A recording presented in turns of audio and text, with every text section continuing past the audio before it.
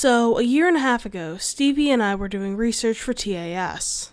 I was looking into some of the characters that could have been an inspiration for our buddy Nate Cirque, and I was directed towards Silver, the rival from Johto, who was, like Nate, Giovanni's red-headed jerk-ass son. And then Bulbapedia directed me towards the Adventures manga, as that was the place where their relationship was expanded upon the most. So I picked up a volume or two, and then most of the rest of the volumes because I did not enjoy it at all.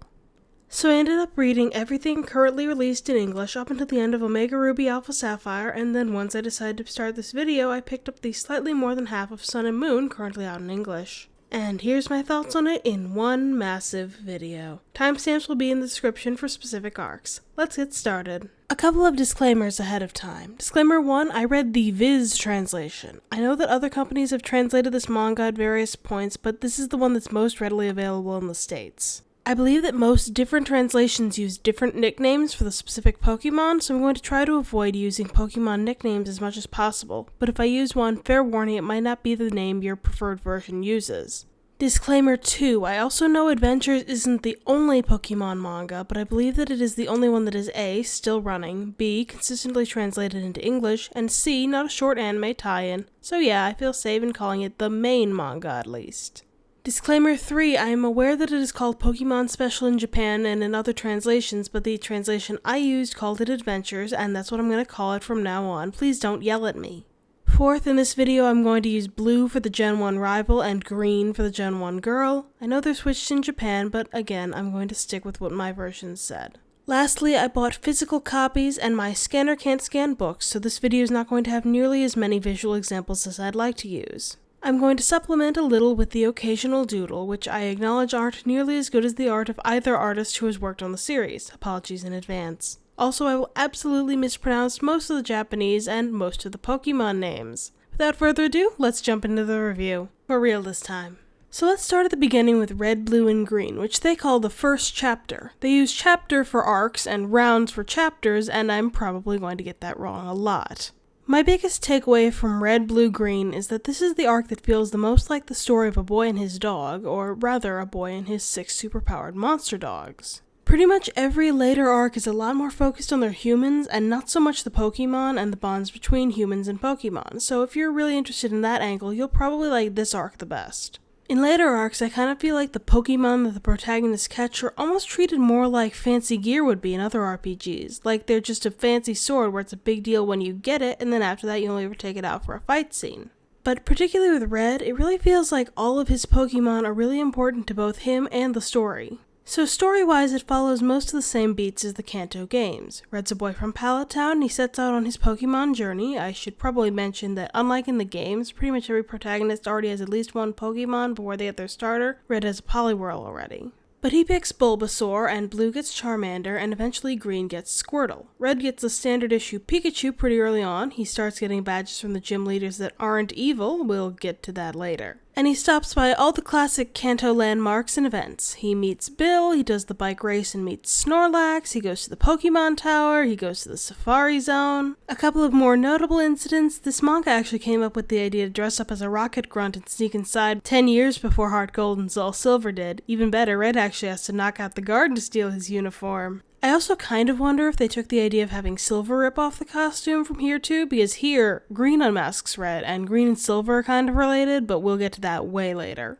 So, Red and Blue switch Pokemon for a while, but at the end, Red, Blue, and Green all defeat Team Rocket together, and then there's a tournament to determine the new champion, and of course, Red wins. I guess I'll start with the Dex Holders, the manga's term for all the characters named after the games. I'll start with Blue, and Blue is kind of weird. If you're in the jerk rivals or no rivals camp, you're actually really not going to like this manga because both Blue and Silver become pretty nice guys. But with Blue, he kind of started off more like Game Blue or Gary Oak, kind of cocky and insulting of Red, but then after the first badge, he matured up real quick and became the contemplative smart one of the group. There's a couple of reasons for this, and for Silver similarly getting the jerk scrubbed off of him. The big thing is that the player characters aren't blank slates in this manga, and the rivals are always kind of meant to be foils for the main characters. In the main games, they assume you're going to be nice, so Blue and Silver are foils to that. But here, Red's primary character trait is that he's a little hot-headed and quick to jump into things without thinking, so they ended up making Blue into someone who did think things through, maybe someone who thought things through a little too much. I guess you could also point at the part in the Lavender Town Tower where Red unbrainwashes him as kind of being the tipping point. You could say that maybe the experience sobered him up a little and then he was thankful for Red for unbrainwashing him, because that's about the part where he starts calming down. It might also be because at the end of this arc, the 3 dex holders are each pitted against the evil gym leader they most strongly resemble in their legendary bird.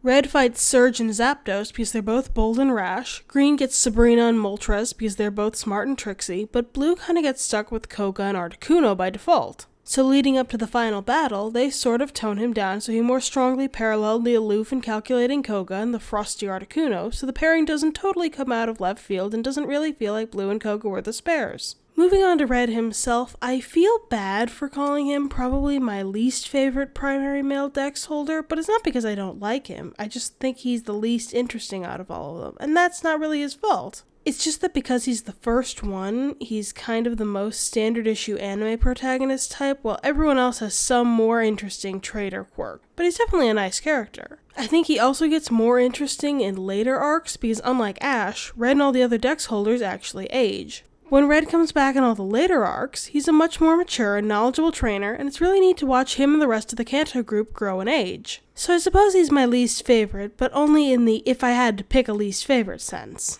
As for his Pokemon, there's the aforementioned Poliwhirl/Poliwrath, who's kind of the group's main muscle, Bulbasaur/Ivysaur/Venusaur, who's the backbone of the group and the one whose growth gets the most attention, the Pikachu, who's the tricksy troublemaker who needs the most reining in, Snorlax, who's just a Snorlax, Gyarados, my personal favorite, who, after getting rehabilitated after spending some torturous time with Team Rocket, basically turns into the giant sea serpent version of a puppy, I love it, Eevee, the tragic one with the cool evolution power, and Aerodactyl, well, Aerodactyl is just the HM slave, he's basically just there to fly. But I do remember all 7 of the big ones off the top of my head. The only other dex holder I can remember their entire team off the top of my head is Ruby's. That's mostly because each of them has their own contest specialty. We'll talk about them when we get to Ruby and Sapphire. It also feels like Red spends more time talking to his Pokemon than the other dex holders, and he spends more time with his Pokemon than he does with other people, honestly. It really gives this arc a different feel to all the other ones that have come since, and I think that's kind of interesting.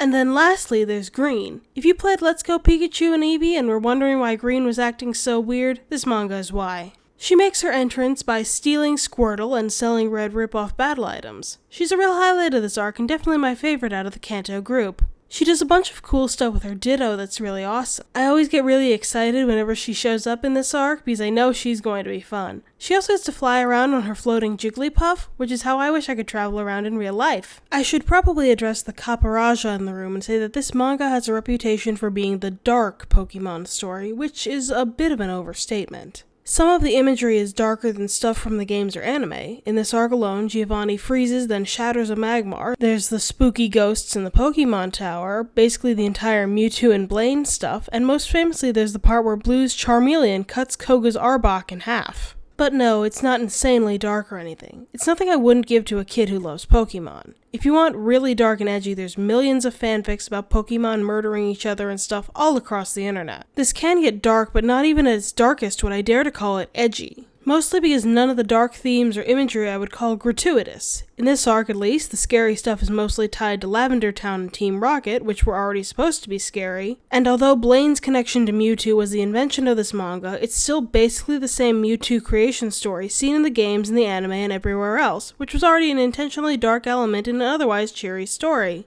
The only other arcs I would call darker than their base games would be Ruby and Sapphire, which was really only dark because Groudon and Kyogre were allowed to wreak havoc all over Hoenn, and they didn't shy away from showing the consequences a calamity like that would cause. And then Black and White and Sun and Moon, but those were already the 2 darkest games in the series, so the manga was just amplifying the themes already in the story. None of it is gratuitous in the way a shitty fanfic might have a body count in the thousands or graphic death scenes for beloved characters. Maybe tastefully dark would be a good description. The other big dark thing people bring up a lot when it comes to adventures, and this arc in particular, are the evil gym leaders. One-upping the Kanto Games' twist of having one of the gym leaders turn out to be evil, the Red, Blue, Green arc of adventures has a whopping 5 out of 8 of them turn out to be evil. Giovanni's still head of Team Rocket as per usual, but in this universe he offered the rest of the gym leaders positions in Team Rocket, and Surge, Koga, Sabrina, and Blaine took him up on it.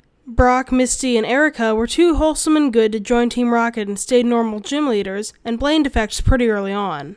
Honestly though, I think they made them evil in the first place because they didn't have any real evil mini-bosses for the story. I'm not certain if I can credit Adventures for coming up with the concept of villainous team admins that be folded into the games proper later in the franchise, but it's definitely what Serge and Koga and Sabrina are supposed to be here. It's also probably not a coincidence that none of the later regions with really fleshed out villainous teams have any evil gym leaders. For instance, all of the Sinnoh gym leaders are flawless paragons because Team Galactic has perfectly good villainous mini-bosses in Mars, Jupiter, Saturn, and Charon. So yeah, I don't think there's any deeper, sinister reason that the gym leaders are evil here. I don't think they were trying to be edgy or subversive or trying to scare kids. I think they just wanted to inject a little more tension into the story. I also think they maybe wanted to spice up the gym formula a bit, so they don't have 8 basically identical fights like how it is in the games. Couple of more minor notes to the end. Lieutenant Search has a gun that shoots Voltorbs and electrodes. That is awesome.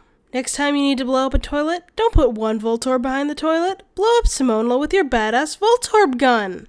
In the final battle, Articuno, Zapdos, and Moltres all get fused into one Zapmolcuno that can use 3 moves at once, and it is also awesome. And then at the end, Venusaur, Charizard, and Blastoise all use their strongest attacks on it, and they use the triple finish on it until it breaks apart, and that's the awesomest of all. On more serious minor notes, in this arc, badges work differently and they're kind of weird. It's like they took the canonical properties of how badges make higher level Pokemon obey you and ramped it up like 100-fold. The badges apparently made Zapmolcuno. Let's talk about Mewtwo for a bit. Mewtwo in Adventures was made by Blaine this time, working for Team Rocket, but Blaine got cold feet and that's why he bailed and went back to Cinnabar Island. I actually really like the Blaine and Mewtwo stuff. Blaine in general is really one of the standout characters of this arc. His journey mostly happens out of the spotlight, but he's basically the only gym leader with an arc. Brock, Misty, and Erica are all nice and stay nice, Giovanni's mean and stays mean, and Serge, Koga, and Sabrina don't really get much depth until the next arc. But Blaine has this whole plotline about how he used to totally be okay with experimenting on Pokemon like Eevee and Gyarados to further Team Rocket's agenda, but he had a change of heart while working on Mewtwo. He then broke rank with Team Rocket, something that branded him a traitor and put him in Team Rocket's crosshairs. And then he gets this nasty deteriorating condition from working on Mewtwo, and then Blaine can track Mewtwo, and it's really cool, and this arc continues through Yellow and Gold, Silver, Crystal. It's probably one of the better character arcs in the series, especially for the arc of a side character.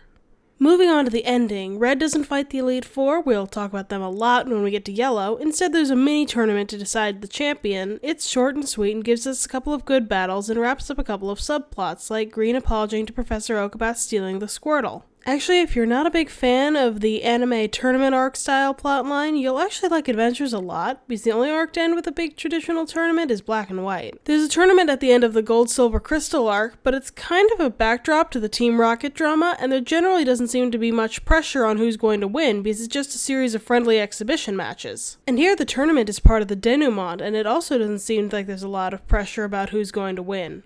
Come to think of it, Red, Blue, Green actually has a fairly long denouement if you say the climax is where they take care of the situation at Silphco, especially given how short this arc is. After Saffron City, they wrap up Blaine and Mewtwo, then they set up something that'll be important in the next arc, then they wrap up Giovanni, and then like 7 rounds later it ends. I'm not complaining, I'm just saying. Red, Blue, Green, with a dozen more arcs of hindsight, feels very quaint. It's fairly predictable and it never rises to the highs of some later arcs, but it has a lot of heart. It fits a lot into a pretty short arc. This arc tends to place highly on later polls of the best arcs, and it's easy to see why, even beyond nostalgia and Gen 1-erism. It's a story about a boy and his 6 superpowered monster dogs. What's not to love? The RBG and the Yellow arcs represent 2 extremes. As previously mentioned, RBG is extremely dedicated to following the story of the games. Not slavishly, they certainly change stuff, but they follow the overarching story pretty closely. But this manga doesn't like to repeat stories. In fact, it never does. So given that the Yellow game is just RBG with your own pet Pikachu and Jesse and James show up, the Yellow arc is wildly different and is probably the arc that bears the least resemblance to its games. Basically, the only thing that it keeps is that it takes place in Kanto and the main character has a pet Pikachu.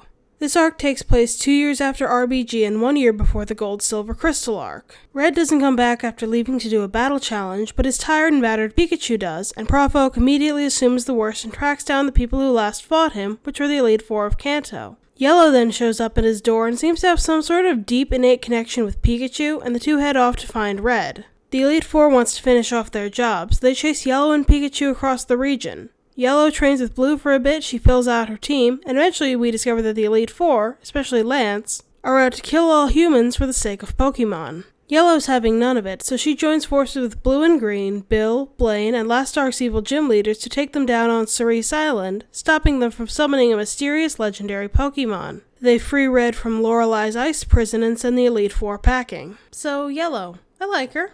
I especially like her as a counterpart to Red. Whereas Red was a newbie to Pokemon but was really eager to jump into a battle, Yellow is more comfortable around Pokemon but is too pacifistic to fight. She's definitely more of a contrast to Red than the actual next protag, Gold, who we'll get to when we get to his arc. I really like how she turns out to have been a bit character from the first arc as this girl Red saved from a Dratini near the end of RBG, and that event is seemingly insignificant when we see it from Red's perspective, but it's a really important moment to Yellow because it inspired her to start training Pokemon. I'm not usually a fan of the mysterious, badass, androgynous character was a badass girl all along trope. It's kind of a cliche, but I like how it was handled with Yellow, because it's not a mystery to us if we remember her from RBG, and the whole thing was Green's idea to make the Elite Four think they were chasing a boy. I'm okay with her whole Pokemon healing and mind-reading gimmick. I get why some people really don't like that and think it's OP or out of character for the series, but I think it's a harmless and neat addition to make her and her arc stand out from the others. I'd probably think it's a lot more OP if she weren't fighting Lance, who has the exact same powers. They're on equal footing, so it doesn't feel like Yellow is this overpowered mobile Pokemon center plowing through people who can't keep up. My one big problem is that what exactly it takes to be a Viridian Forest trainer is kind of ill-defined. Near the end of the arc, Giovanni claims to be a Viridian Forest trainer, but he doesn't have psychic powers like Yellow or Lance. Apparently you count if you run the Viridian City Gym, powers or no powers. As for the evil Elite Four, I think it's alright. I think it's refreshing for every once in a while that the villains not be an evil team, and I appreciate that this manga uses different flavors of villains now and again as it keeps the story feeling fresher. As for their specific motivation about destroying all of Kanto's cities to reclaim the land for Pokemon, I think it works really well with Yellow's whole powers thing. Honestly, if it had been Red or Green or Gold or someone talking down Lance and going on about how humans and Pokemon could live together, there's a chance it could have come off as kind of hypocritical. What's more, and we especially see this in the later arcs, is that not only is Yellow upset about Lance basically being a corrupted evil version of her powers, but Lance is upset by Yellow being basically everything he could have been and probably should have been. Lorelei, Bruno, and Agatha are kind of like his admins, but they're all interesting in their own ways too, especially Agatha and her long-running vendetta with Oak and his family and how she seethes with rage every time she fights Blue. I'm kind of disappointed we don't ever see her again after this arc. Bruno is involved in both of the Johto arcs because he's in the Elite Four there too, and Lorelei shows up again as a good guy in FRLG, but we never see Agatha again. Sad. Minor notes, in the early part of the arc, one of the ways Yellow shows off she's in tune to Red's Pikachu is she correctly guesses its nickname, Pika, and everyone is consistently floored that she knows its nickname. It never doesn't come off as silly because Pika is like the most obvious nickname for a Pikachu. It's like if she guessed a cat's name was Kitty and everyone is wowed. Second, Pikachu taking care of Yellow's Caterpie is hilarious and adorable. Third, at one point, Green and Yellow have a map and a Slowbro eats it, and it's great. Fourth, later a Magikarp using Splash saves Bill's life when he falls into a pit of death slime or something. Also great. And the final battle is really great. I think it's one of the better climaxes in the series. In some of the later arcs, sometimes it feels like there's too many characters near or tangential to the fight that the story doesn't know what to do with them, but the end of Yellow has just enough characters in the action to keep things interesting. The story splits the characters into 4 groups of 3, Green and Sabrina versus Lorelei, Red and Serge versus Bruno, Blue and Koga versus Agatha, and Yellow and Blaine versus Lance. The only character on Cerise Island where everything goes down that's not really pulling his weight is Bill, but that's kind of the joke. All things considered, I think I like Yellow a bit more than Red, Blue, Green, but they're both good, just a study in contrasts. So Gold, Silver, Crystal, which is all one arc by the way, Gen 2 was the only gen to have only one arc until Gen 7 ended up being one long Sun and Moon arc, is a bit of a mix between the first 2 arcs. It doesn't play it quite as safe as Red, Blue, Green, but it doesn't basically rewrite the whole story like Yellow. That said, if you absolutely forced me to pick a least favorite out of all the primary arcs I read, it would probably be GSC. Not that I hate the arc by any stretch, there's plenty of things I really like about it, but it is held back by some pretty major flaws. So like Red, Blue, and Green, it starts out pretty similarly to the other Johto games. Gold is a boy from New Barktown, but one day Silver steals Professor Elm's Totodile, and Gold chases after him with Cyndaquil in tow. Unlike Red, Gold doesn't actually collect the gym badges, but he does stop by all the landmarks and meet all the gym leaders. Team Rocket's up to no good again, but now they have a new leader, the Mask of Ice. Gold chases Silver around the region until they get KO'd at the Lake of Rage, and the story cuts to the introduction of Crystal. Professor Oak realizes he's lost a whopping 6 Pokédexes to people who have zero interest in actually catching them all. So he and Professor Elm send Crystal off, and despite Crystal's protests, the remaining Johto starter, Chikorita, joins her party. Meanwhile, Suicune awakens from its slumber and searches Johto for a worthy trainer. Gold and Silver are reawakened, and they meet Crystal and Yellow, who are searching for Lugia. Suicune chooses Misty shortly before a big exhibition match between the Kanto and Johto gym leaders that Team Rocket ends up crashing. The Mask of Ice is revealed to be Mahogany gym leader Pryce, hoping to catch Celebi to go back in time and prevent his beloved Laprases from dying, but the Pokédex holders stop him from causing any more damage. Let's start with this arc's gigantic flaw, and that's the Mask of Ice. Now, I don't care about Pryce, and I don't care that they made him a bad guy when he's a good guy in the games, but I just feel like his whole plotline was poorly handled. So the story is, like, 50 years ago, Pryce was friends with Professor Oak and Agatha and Kurt the Apricorn guy and the daycare couple until one day 2 of his 3 beloved Laprases were killed in an avalanche. This caused him to break off ties with his friends and dedicate his life to finding Celebi, which he thought was the one thing that could bring back his Laprases. So what does he do to try to get Celebi? He kidnaps children. He wanted to mold children into perfect servants to him so they wouldn't run away. Why did he need to kidnap anyone? Celebi reasons? What's more, when Green and Silver ran away, they took the wings needed to summon Ho-Oh and Lugia with them, so at least 2 of them were a net loss. Well, technically, the 2 oldest kids would go on to become the head execs of his new Team Rocket. Why does Pryce need to rebuild Team Rocket to find Celebi?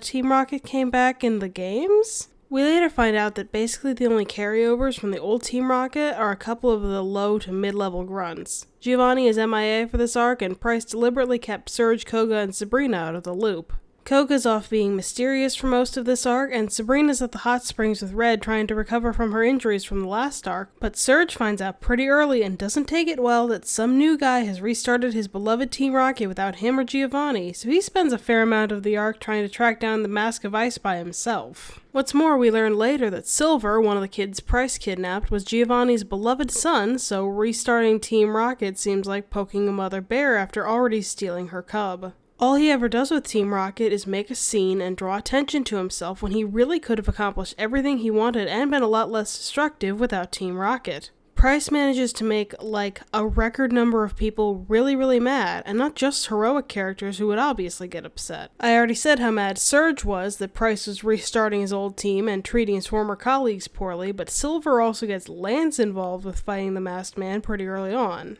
Pryce also really underestimated how mad Raikou, Entei, and Suicune would be about how he tried to use Ho-Oh for evil, so now they're trying to power up the good guys. And Bruno and Koga probably weren't going to be mad until Pryce crashed the gym leader contest because they were going to fight Red and Blue there until Team Rocket literally destroyed the stadium for no reason. And Giovanni's not in this arc, but you can pretty well guess how well he took getting his son kidnapped and his mafia stolen out from under him. He doesn't actually meet Pryce until Heart Gold and Soul Silver, but when he does, he nearly snaps Pryce in 2. Also, he needs a special Pokeball from Kurt the Apricorn guy to catch Celebi, who was already his old friend that missed him dearly. He could have easily just called him up and been like, "Hey Kurt, I need an Apricorn Ball pronto," and he'd have been more than happy to do so for his old buddy. You didn't have to kidnap him.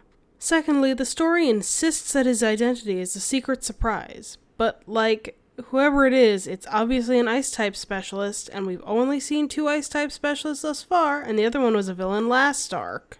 If you've already played a Johto game, you've probably pieced together who the villain is before you were even introduced to Pryce here. The other big thing this arc that I'm not huge about is Crystal. I feel bad, again, calling her one of my least favorite out of all the Dex holders, but don't get me wrong, she's also not a bad character. She was certainly likable, and that's all she needed to be, but she's just a smidge on the generic side. There's just not a lot of depth to her, and she's just not exciting enough to really get excited about following her for an extended period of time. She doesn't really have an arc, unless you count that brief period where she loses confidence after failing to catch Suicune, but since that's pretty short, she kind of starts brave and intrepid and stays that way as she inches closer to her goal of catching them all. For a decent amount of her solo section, she's accompanied by Yucine, who is basically a campy con man and is way more fun to watch and listen to. All that said, I feel like I can't really get too mad at Adventures for how her section of the story plays out because of some stuff that was going on behind the scenes. See, after finishing Volume 9, the artist Maeda got really sick and had to leave, so the writer, Hidenori Kusaka, had to either hire another artist or end the manga on a cliffhanger. It's obvious by the length of this video that he hired another artist, Satoshi Yamamoto. There was only about a year of a gap between Gold and Silver and Crystal the games, but since Volume 10 immediately jumps into the Crystal exclusive stuff like the Battle Tower, Yucine, and Crystal herself, I assume by then Crystal was the hot new thing. Also, I'm trying not to let the fact that I kind of think Volumes 10 and 11 are probably the weakest in the entire series cloud my judgment of Crystal as a whole, because a lot of their problems really aren't Crystal's fault. First off, a lot of these volumes are very Suicune heavy. Suicune goes around and fights most of the gym leaders one at a time and fights Crystal at least twice, and admittedly it kind of gets repetitive. Suicune is looking for a trainer worthy enough to be its partner, but you know Suicune is a water type, so it's not going to choose someone like Claire or Janine or Faulkner. It's only a matter of time before it's going to choose Crystal, so why even pretend Suicune considers Chuck or Bugsy?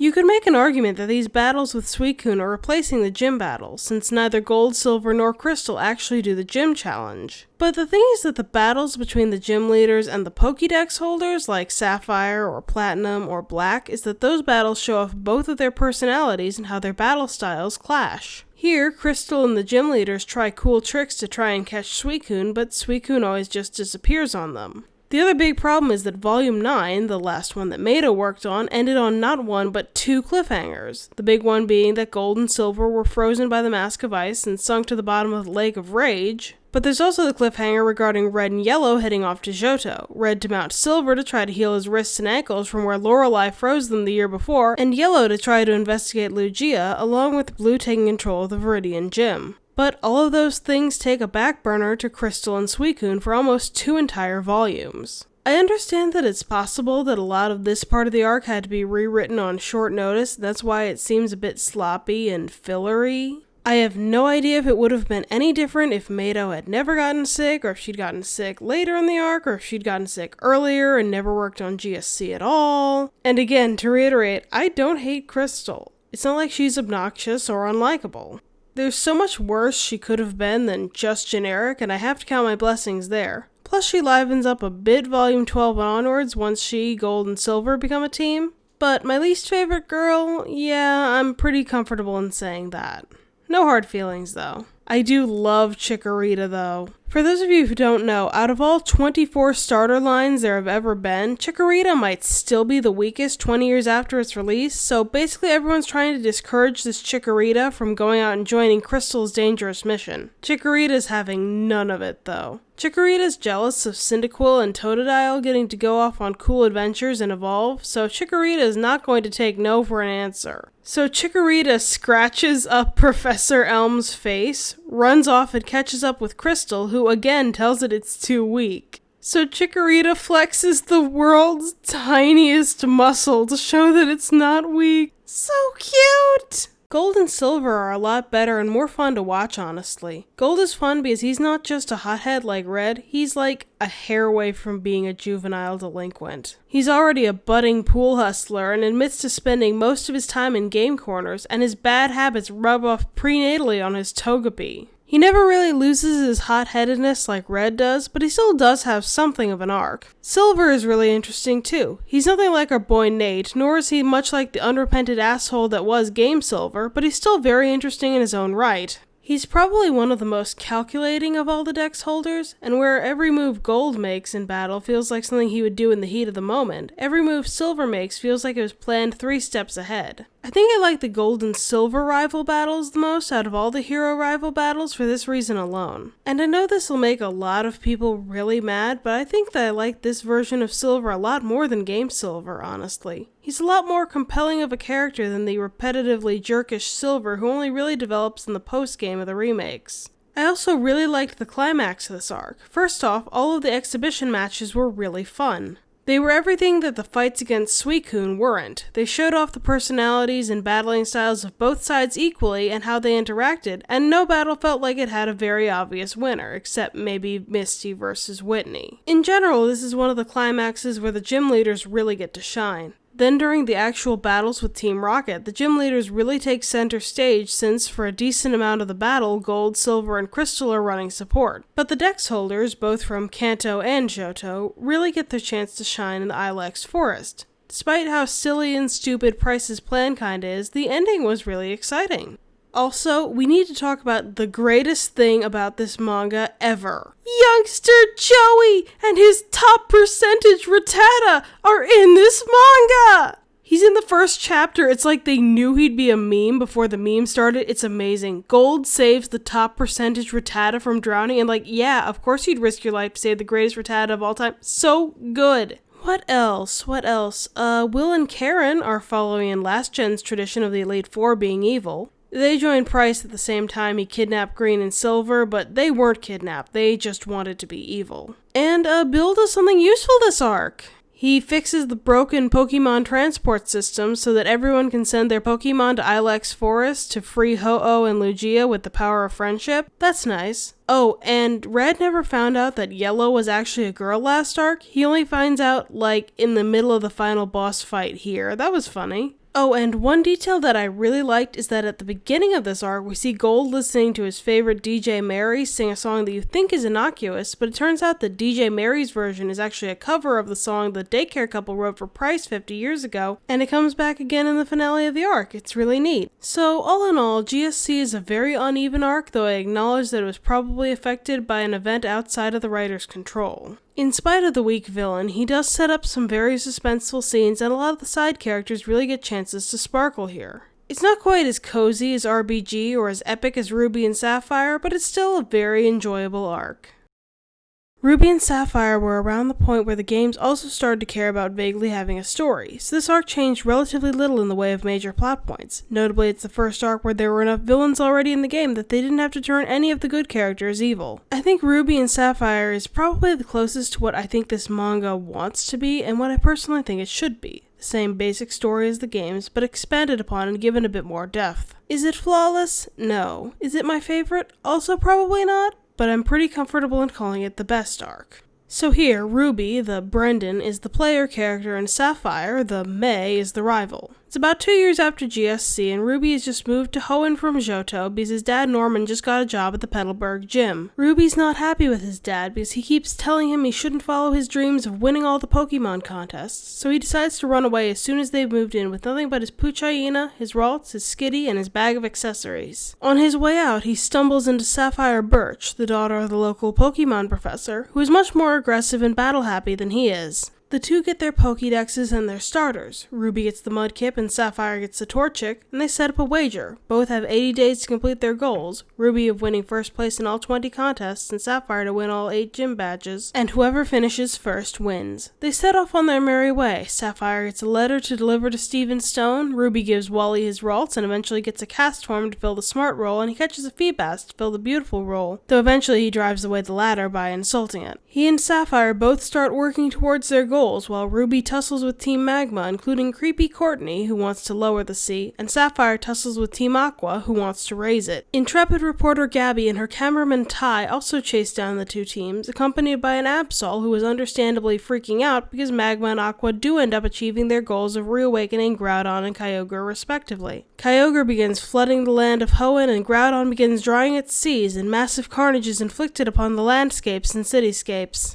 During all this time, Ruby and Sapphire are basically breaking up and making up and maturing past their childish dislikes of each other's hobbies, and Ruby learns to treat his Pokemon better after Feebas runs away. Norman and Wally work together to summon Rayquaza. Team leaders Archie and Maxie go crazy, crazier than usual, from prolonged exposure to the red and blue orbs, and Sapphire finally gets to deliver that letter to Steven just in time for him to be able to reawaken the Reggie trio. Ruby and Sapphire trained with Tate, Liza, and Juan for 3 weeks because the orbs left Maxie and Archie and went to Ruby and Sapphire, but they don't go crazy because the orbs chose them. And Steven and the Elite Four try to get the Reggie trio to be useful. Ruby and Norman tell Groudon and Kyogre to get lost with the help of Rayquaza, but the newly reformed Courtney is crushed by rocks, and Norman and Steven get overwhelmed by controlling their legendary, so they're all dead now. Archie and Maxie show up for one final fight, Feebas comes back and evolves, and then to get back the red and blue orbs, Ruby unleashes his secret 6th Pokemon Celebi, and then Celebi alters the timeline, so Courtney, Steven, and Norman didn't die. After celebrating that the world didn't end, Ruby and Sapphire realize there's only 1 day left for Sapphire to get her last gym badge and Ruby to get the master rank of contests, which they finish just in time to end the wager with a tie. Again, I want to start with the negative because there's not a ton of it this time around. The biggest flaw here is the pacing, specifically in the last half. The first half of the arc is a lot more tight and is probably one of the best slow burns of the series. Magma and Aqua are a generally threatening and mysterious force in the story, and they carry along the first act quite nicely. And then the big, brutal reawakening of Kyogre and Groudon is really exciting and horrifying, but it does kind of run out of steam eventually. The section called The Beginning of the End with Kyogre and Groudon gets 15 rounds, which includes almost the entirety of Volume 20, and even after the titles start changing, there's still a whole volume and a half to go until it gets resolved.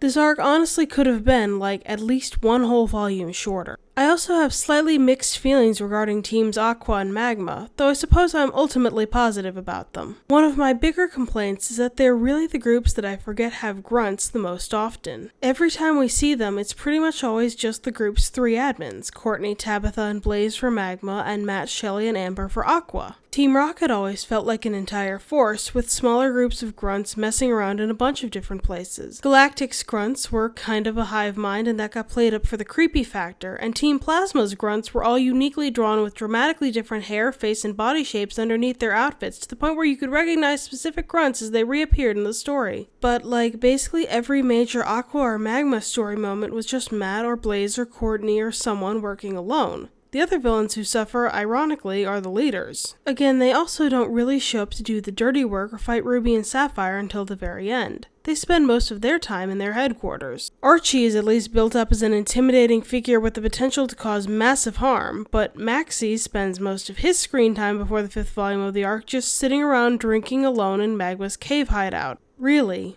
Not particularly intimidating. Speaking of, another one of the things I can't decide whether I like it or not is the fact that Aqua is consistently shown as the more dangerous of the 2 groups as opposed to them being total equals. Team Aqua has connections and can easily hide the things they are doing in a very nefarious way. But Magma is clearly the poorer team, and at times they even come off as more like punks or hoodlums than conniving schemers. And it's weird that Omega Ruby and Alpha Sapphire the games also had this slightly uneven dynamic, but I feel like they pulled it off better there. The roles are flipped in ORAS. Magma is the more well-off team that doesn't get along with one another, and Aqua is the less well-off team, but they're like one big family. But both teams are still intimidating, and you know from the start that they can cause serious problems. But at the same time, the manga does make the 2 a lot less like the palette swaps they are in the original game. And it's not like Magma's unintimidating or anything. Courtney's basically stalking Ruby, newcomer Blaze has this illusion thing that makes fighting him super hard, and Kyogre and Groudon at least are on equal footing. So at the end of the day, Aqua and Magma are alright and certainly threatening, but the admins hog the spotlight a bit too much. Those of you familiar with the games might notice that Blaze and Amber aren't in the games at all. They're totally original to this manga to pad out the admin groups. While I don't hate either character, though Amber is a bit bland, if I were writing this, I'd probably have given their roles to Maxie and Archie respectively.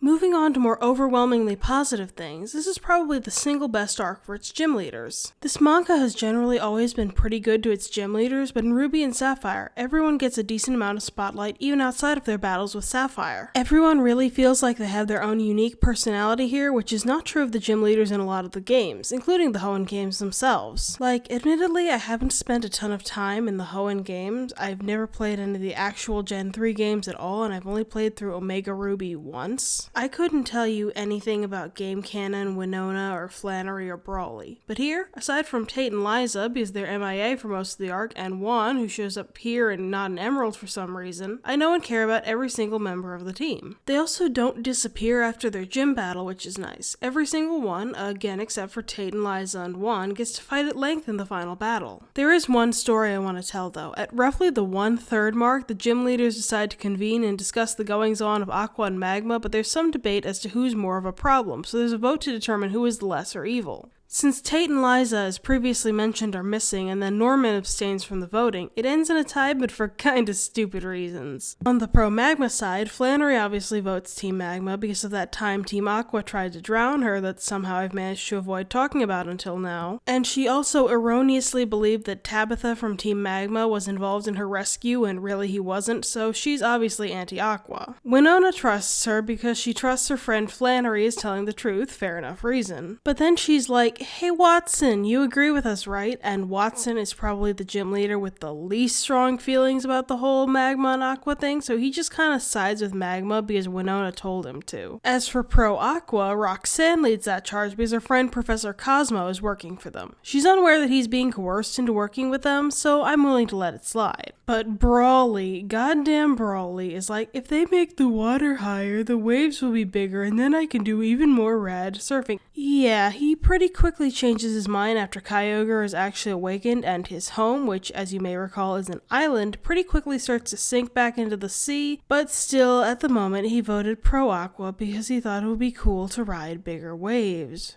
Really, Brawley? And Wallace, who is FaceTiming this meeting because he's kind of busy elsewhere, just kind of absent-mindedly votes Pro Aqua because he's a water-type trainer too. Moving on, Ruby and Sapphire are, I'd say, some of the better protagonists. Their story is a surprisingly mature take on the whole one character has a prissy interest, the other has a more masculine or aggressive interest, they need to meet in the middle story. A lot of similar stories end with one half deciding that their interests were stupid and caving in completely to the other person, but here Ruby comes to the realization that battling's not bad, and Sapphire realizes the contests aren't a waste of time, but neither gives up on their original aspirations, just learns to appreciate and dabble in the others. The whole shared backstory thing where Ruby was an aggressive wild child and Sapphire was a demure princess until one day they were attacked by wild salamence and Ruby took a blow for Sapphire but got scratched up pretty bad to the point where it scared Sapphire away. Then afterward Ruby felt bad that he scared Sapphire with his aggressive behavior, and Sapphire felt bad that she couldn't defend herself, and this put them down the path they're on when they start the story, and then they forget each other's names and faces because Ruby moved back to Johto immediately afterward. I like it in concept, but it's kind of played as a mystery about who the wild boy and the prissy girl were, and yeah, it's so obvious that they're Ruby and Sapphire that it makes the whole Mask of Ice thing from last arc look like Agatha Christie wrote it. The better tension about the story is whether or not Ruby and Sapphire are going to come clean to each other about it. I also do think it's a good backstory on its own merits to explain why Ruby is so averse to battling and Sapphire is so averse to pretty contest stuff. Ruby's conflict with his father Norman and their eventual reconciliation is also one of the better running threads throughout the series. Again, theirs is a story of meeting in the middle. I'd also like to put in a vote for Ruby's Feebas as the single best non-legendary Pokemon in the manga. Maybe even the best. Aside from Red and Pikachu, Ruby and Feebas are the only trainer Pokemon duo to get deep dives into their relationship. And while Red and Pikachu have the serviceable but not super exciting trainer needs to teach wild Pokemon to be a team player arc, Ruby is the one who needs to grow to be a team player with Feebas. Feebas is kind of a filler Pokemon because Ruby can't find the Pokemon he actually wants to fill his beautiful role, Milotic. Ruby begrudgingly works with the Feebas, and he's really mean to it up until right after Kyogre and Groudon wake up. Ruby finally pushes it a bit too far and it runs away. Wallace, who was training Ruby how to be better at contests, gives Ruby the verbal beatdown of a lifetime, and Ruby finally realizes, too late, that Feebas was a valuable member of the team. Feebas doesn't return until near the end for its Cinderella moment and showing up Archie and Maxie, and it's surprisingly powerful even if you already know that Feebas evolves into Ruby's dream Pokemon Milotic. For characters that are basically original to this manga, they are in the games, but they're easy to miss, Tai and Gabby are a welcome addition. Their intrepid reporting is a useful way to get across exposition that logically neither Ruby nor Sapphire would be there for, and in this universe, Archie runs Hoenn TV, so despite Tai and Gabby's desire to report on both teams equally, Archie is trying to stifle news coverage of Team Aqua's nefarious doings and focusing on Team Magma to divert attention.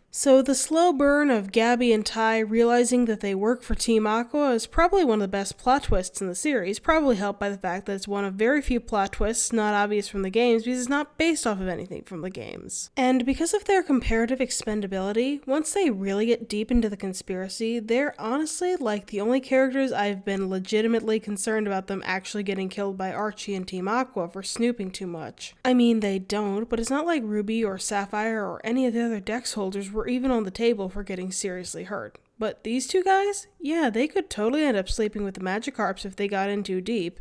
And I liked them enough that I really didn't want them to die, so that was nice. So, that ending. Probably the single most infamous last volume of an arc in the entire series, in both good and bad ways. Magma admin Courtney has been kind of creeping on Ruby this whole arc, but she decides she's had enough of the destruction, so she and Ruby decide to take the orbs and stop the Kyogre Groudon fight. Courtney ends up getting crushed when a cave collapses, and shortly afterward Norman, who is controlling Rayquaza, and Steven, who is controlling the Reggie trio, also drop dead of exhaustion. Yes, they are actually dead, in the sense that they don't come back to life without undoing their deaths with time travel, but we'll get to that in a bit. This is another one of those things that gives adventures the Pokemon but dark reputation, but I do feel like they were a fitting climax to the story, even if I knew they weren't going to stick. Kyogre and Groudon's rampages and fights are played with the seriousness that two gigantic weather-controlling beasts flooding and baking cities and towns deserves. The tone for the last few volumes is pretty bleak, and if it didn't say Pokemon on the cover, it probably would have had a lot more death. Everyone who's not a gym leader, an elite foresman, the champion, or Ruby and Sapphire gets funneled into the underground New Mauville that's watertight, so there were presumably minimal civilian casualties and no other notable characters. It makes sense to have casualties in this arc more than any other arc because pretty much every single other arc has lower stakes. As for who exactly bit it, well, I suppose they were pretty good choices too. Courtney is the weak link of the fatalities because before the start of volume 22, she's a creepy weirdo who the audience isn't rooting for. Then at the start of the last volume, she suddenly turns up as a good guy, and then we find out her backstory, and then she dies helping Ruby. We don't get to see a lot of good Courtney before she dies, but her death happening when it did is tragic in its own right. Courtney, the wild Harley Quinn type of madwoman, finally saw the error of her ways when her homeland was destroyed by her actions. And just as she started using her powers for good, she was killed in a tragic accident. I just wish she'd turned good just a smidge earlier. Moving on to Steven, he's just generally not in the story a lot, so his death doesn't really affect Ruby or Sapphire all that much. But that's made up for by how much his death clearly hurts the people of Hoenn. People of Hoenn knew less of good Courtney than we did, and Norman was a newcomer who'd only been a gym leader for like 2 months, but Steven was a respected and beloved public figure. We see the chairman of the Hoenn Pokemon League announce he fell in battle, then Phoebe of the Elite Four gives him a eulogy over the radio, and watching Wallace and the Elite Four mourn his death, you really feel that despite Kyogre and Groudon going away, this victory will always be thought of as bittersweet because Steven Stone didn't make it. There will be no celebrations as the people of Hoenn put their lives and their towns back together. Wallace will certainly be thought of as a good champion, but he has big shoes to fill. Hoenn has lost its rock of stability, pun sort of intended, and it will never be the same. And Norman obviously hurts because, that's Ruby's dad, who just finally accepted Ruby's love of contest. Even worse because it comes right after the reveal that Ruby inadvertently cost Norman the gym leader position 5 years earlier. So yeah, even though it's a fairly easy guess that these three aren't going to stay dead, but in the moment, they still really hurt. Then after they die, Archie and Maxie show up again, super pissed that they lost Kyogre and Groudon, and they steal back the orbs. Wallace is now champion because Steven's dead, so he tries to fight them, but then they kidnap Winona, and then they KO Wallace. Then Feebas shows up again, Ruby tells it that it's beautiful, which then evolves into the Milotic Ruby always wanted, and yeah, there's one happy ending. But Ruby's father and his new ally and the beloved champion of the Hoenn region are all still dead, and Archie and Maxie get trapped inside Wallace's flying car. He has one of those with the 2 orbs, so Ruby decides to let loose his secret 6th Pokemon, Celebi. So my biggest question is, why wasn't it Jirachi? Yeah, I know Ruby spent the last 5 years in Celebi's native Johto, but Jirachi grants wishes, so instead of using Celebi to do weird time travel stuff, why not use Jirachi to just wish the deaths and the damage away? Seems much simpler. Sure, Jirachi didn't show up in Ruby and Sapphire because they were saving it for Emerald, but why then also save Latias and Latios for Emerald? They were in the Ruby and Sapphire games. Can't they help? They seem pretty bright. I feel like this ending probably would have been better received if it wasn't bringing back Celebi from last arc and instead brought in one of the new legendaries to solve the problem. Then there's the fact that Ruby has Celebi at all. Now it is true that Ruby never had a full team of 6 once during the arc. Even when he was buddying up with that Plusle, it never technically joined his team. As an aside, later arcs reunite Ruby with his Ralts, later a Kirlia and a Gardevoir, who becomes his 6th Pokemon from here on out. That's not the problem, and I give them credit for thinking far enough in advance to make sure it looked like there was always an extra space, plus the fact that his team is so focused around the 5 contest specialties that it's easy to miss that his team should be 6 and not 5. The problem is, again, Celebi. We last saw Celebi disappearing into time after saving gold at the end of last arc. There's a very loose handwave about how it wound up in Ruby's possession in a Pokeball, but why didn't he bust out Celebi as soon as Kyogre and Groudon started rampaging? Heck, why didn't he use Celebi in any of his contests? He had so much trouble finding an appropriate, beautiful Pokemon, why not use Celebi? Celebi's pretty. Whatever. I am okay with the idea of all of the deaths and damage getting hand-waved away. I just would have had it done with Jirachi and made Emerald all about the laddies. And then the actual ending was alright, not much to say about it. Celebi shatters the orbs so that no one can ever control Kyogre and Groudon again. Ruby decorates Sapphire's secret base. Then Ruby goes and beats the last 5 contests while Sapphire earns the last gym badge she was missing, Norman's. Then we see everyone going back to normal, including Courtney and Tabitha, and then there's a cliffhanger where it turns out that the orbs shattered into pieces and we see that Giovanni and his 3 new admins for Fire Red and Leaf Green are after them. It's a fitting postscriptum. Other notes, every chapter of the second volume of the arc, volume 19 onwards, and in FRLG and Emerald and Gen 4 for some reason, starts with a bonus title written in Japanese Braille as a teaser for the part where they reawaken the Regis with the Braille code just like in the games, and it's not just the title of the chapter written in Japanese Braille, it's an alternate title. They are all decoded at the end of the last volume of each arc, but if you're able to decipher Japanese Braille, it's a fun little treat and a cryptic bit of ephemera if you don't. No idea why they kept doing it long after the whole Braille plot is over, and by that I mean it goes through HGSS. Also, this blind kid that helps the team uncode the Braille and his Magikarp are the cutest thing ever. The Elite Four are good guys this time, and all future times barring Mulva, but we'll get to her. They help Steven reawaken the Regi trio, and then they mourn him when he dies. Unlike the gym leaders, though, they don't get a ton of individual screen time or character development beyond their individual gimmicks. Sydney is a musician, Glacia is prim and proper, Drake has awesome dragons, and Phoebe gets slightly more screen time because she's the most active in reawakening the Regis and then has the longest speech after Steven dies, but I wish they'd all had a bit more screen time. So, all in all, Ruby and Sapphire has a lot of problems. The protracted climax, the failure to build up Archie and Maxie as massive threats, and the rushed Celebi plotline certainly knock it down a few pegs. But the arc is elevated by having 2 of the best leads, a surprisingly large cast of secondary characters, a tone that's dark without crossing the line into edgy darkness, and side plots like the Ruby and Norman plot that really put Ruby and Sapphire above most of the other arcs.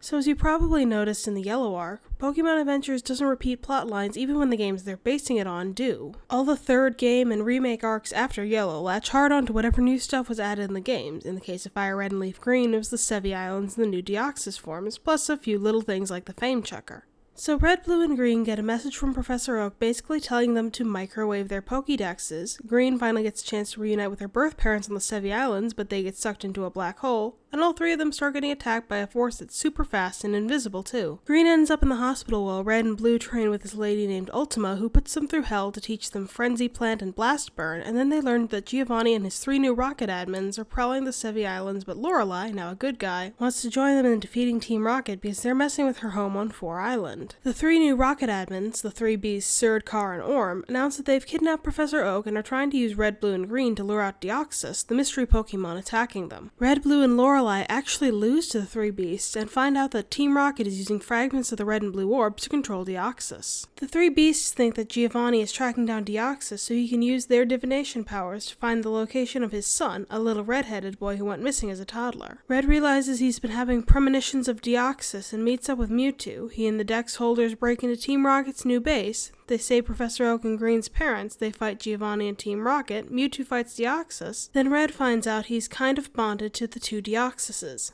Silver, who's returned to his actual birthplace of Viridian City, finds out he's Giovanni's long-lost son, which causes him to go into a bit of a crisis. Carr gets jealous of the attention Silver's getting and tries to crash the Team Rocket airship, but Mew helps him land it without incident. Giovanni saves Silver from the crash, causing him to finally acknowledge his father isn't all evil. Deoxys number 2, the good Deoxys, decides to search for his counterpart Deoxys 1, but Surd appears from the wreckage and uses weird magic to turn red, blue, green, yellow, and silver to stone. The end? Question mark?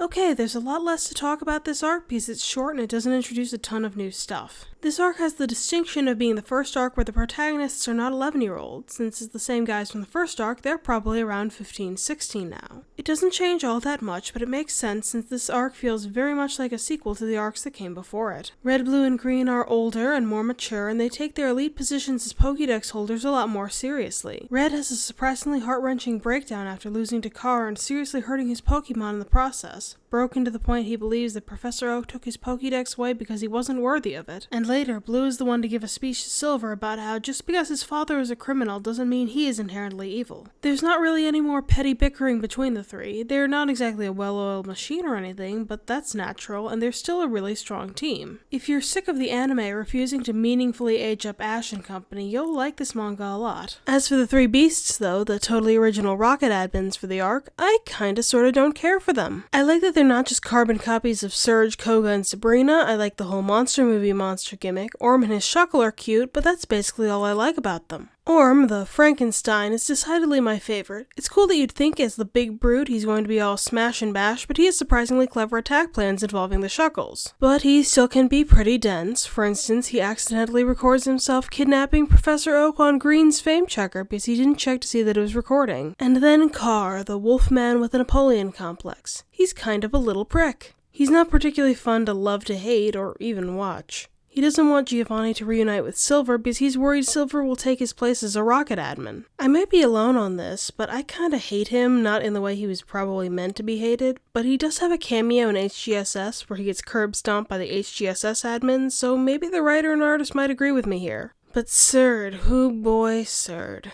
Surd, the vampire lady, is one of fairly few human characters with superhuman powers. But unlike Yellow and Lance, the other two really important superpowered characters, I don't have a firm grasp on what Surd can and can't do because she's mysterious. We're going to have to come back to her in Emerald and Platinum because yeah, she keeps showing up to cause havoc, but she's basically the source of all plot nonsense this arc and the next 3 arcs. But here, she can turn 5 people to stone, and even though we find out later in the Gen 4 arcs that it was Darkrai doing the actual turning to stone, the fact that she has Darkrai at all is pretty absurd. Moving on, the focal point of the arc is Deoxys and its blistering speed and its 4 forms, and I acknowledge I'm mildly biased because I'm not crazy about Deoxys. It's cool, but it's not one of my faves. But I just don't think it can handle the weight of an entire arc on its shoulders. A lot of the Deoxys exposition felt a little dragged out. It's alright, I suppose. I just wish there was a bit more to the arc than just Deoxys. Oh, Mewtwo is here too. He can telepathically talk now, which I want to say is a first. This is his biggest role. He's cool. He does pretty standard Mewtwo stuff. He finally gets a chance to yell at Giovanni, which is nice.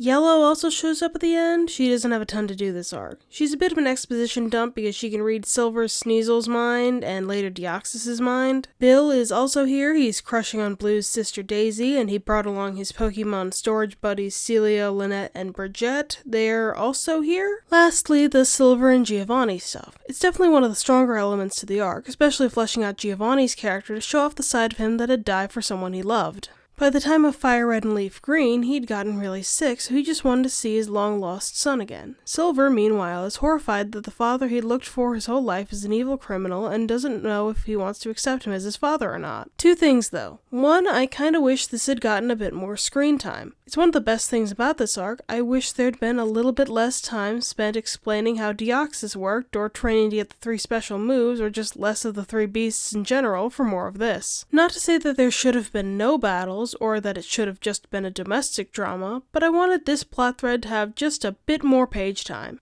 2, why wasn't this done in an arc that had Silver's name in the title? Why not in GSC? Why Fire Red Leaf Green? Whatever, it just kinda seemed like weird timing. Other notes, the first volume starts with what I think is technically the only round not to be in any chapter, a flashback to when Green and Silver escaped from the Mask of Ice. It ties into FRLG, but I believe that it was originally supposed to be just a promotional chapter between Ruby and Sapphire and FRLG. It's a pretty good chapter, exciting and sweet, and shows how Green and Silver got out with her Jigglypuff, his Sneasel, and the Rainbow and Silver wings. I like it. Also, the first page of the chapter proper is a remake of the first page of the manga itself, a bunch of kids trying and failing to catch a Nidorino, but in FRLG it's the same kids, but now they're teenagers and they still can't catch the Nidorino. Also, this picture of Ditto half transformed into Deoxys fills my heart with joy. So does this picture of dozens of Shuckles. And then I don't have too much to say about the ending other than it's the first of 2 arcs to end on a cliffhanger. With stories as lighthearted as these, cliffhangers are less will they survive and more how will they survive, which is engrossing in its own right. So, all things considered, Fire Red Leaf Green is one of my less favorite arcs. I don't really like what they're doing with Team Rocket, and I don't feel like there's enough to Deoxys to warrant an entire arc centered around it, but I do appreciate how much more mature the protagonists are, the Mewtwo and Deoxys fight, and Silver and Giovanni's plotlines.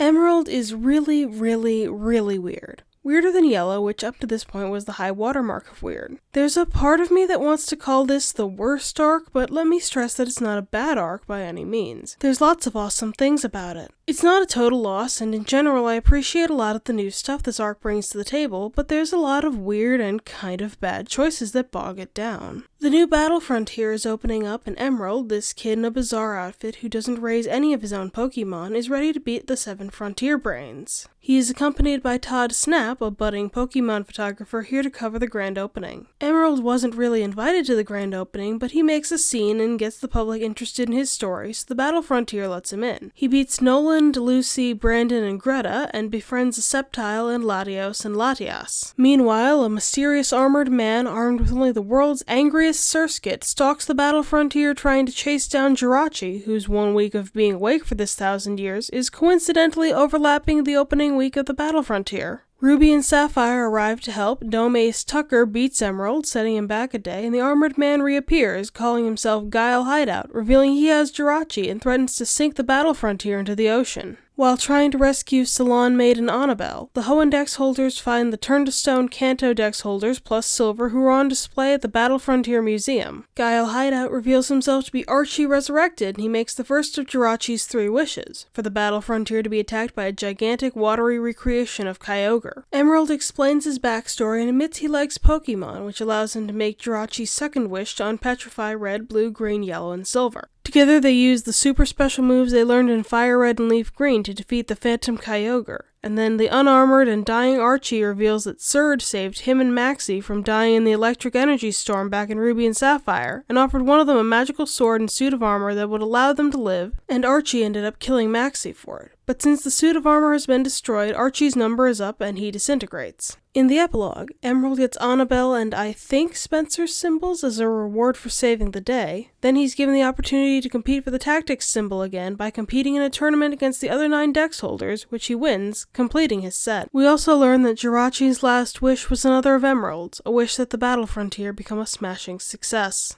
So this arc is a little controversial because apparently the original plan was not to introduce a totally new Dex holder, and instead Wally, the sickly kid who becomes one of your rivals in the Hoenn games, was supposed to be the Emerald. During the fight with Groudon and Kyogre in our nest, Professor Birch's bag containing the last remaining starter, the Trico, and the last Pokédex are washed away and Wally finds them. Apparently the original plan was for Wally to register the Pokédex not under his own name but under the alias Emerald. His team is made up of green Pokémon to foreshadow it, the Ralts he got from Ruby, the Kecleon he caught with Ruby, and also a Cacturne and a Roselia, and the icing on the cake being the green Trico. But for whatever reason, this never happened in the story. Wally doesn't register the Pokédex, he keeps the Trico around long enough to evolve it into Grovyle, but then lets it go, and he instead leaves to train with Norman in anticipation for the final battle. It's possible that the whole plotline about the Battle Frontier was a late addition or a late change, but the Battle Frontier gets foreshadowing in RNS before Wally gets the Trico, so I don't know. In general, one of the biggest flaws of this manga is it consistently screws over the rivals that aren't named after the games, except in Kalos, but we'll get there when we get there. Not just Wally, but Sharon and Bianca also kind of get screwed over in black and white, and Hugh still mostly acts like himself, but he doesn't have a ton to do. But at the risk of getting ripped to shreds by Wally's many, many fans, I don't know if the arc would have necessarily been better with him in the lead role. I've heard it said that Wally didn't end up the protagonist because they thought he wouldn't fit right with what they wanted the Emerald arc to be, and I think that might be code for they wanted a more aggressive protagonist for this arc, but they were worried that making Wally more aggressive wouldn't make him still feel like Wally. My treatise here is, if Wally was the protagonist of Emerald, he would have been so totally out of character that no one would recognize him or like him. Because Emerald's a bit too cocky for my taste, to the point I am glad that they didn't have Wally acting like him.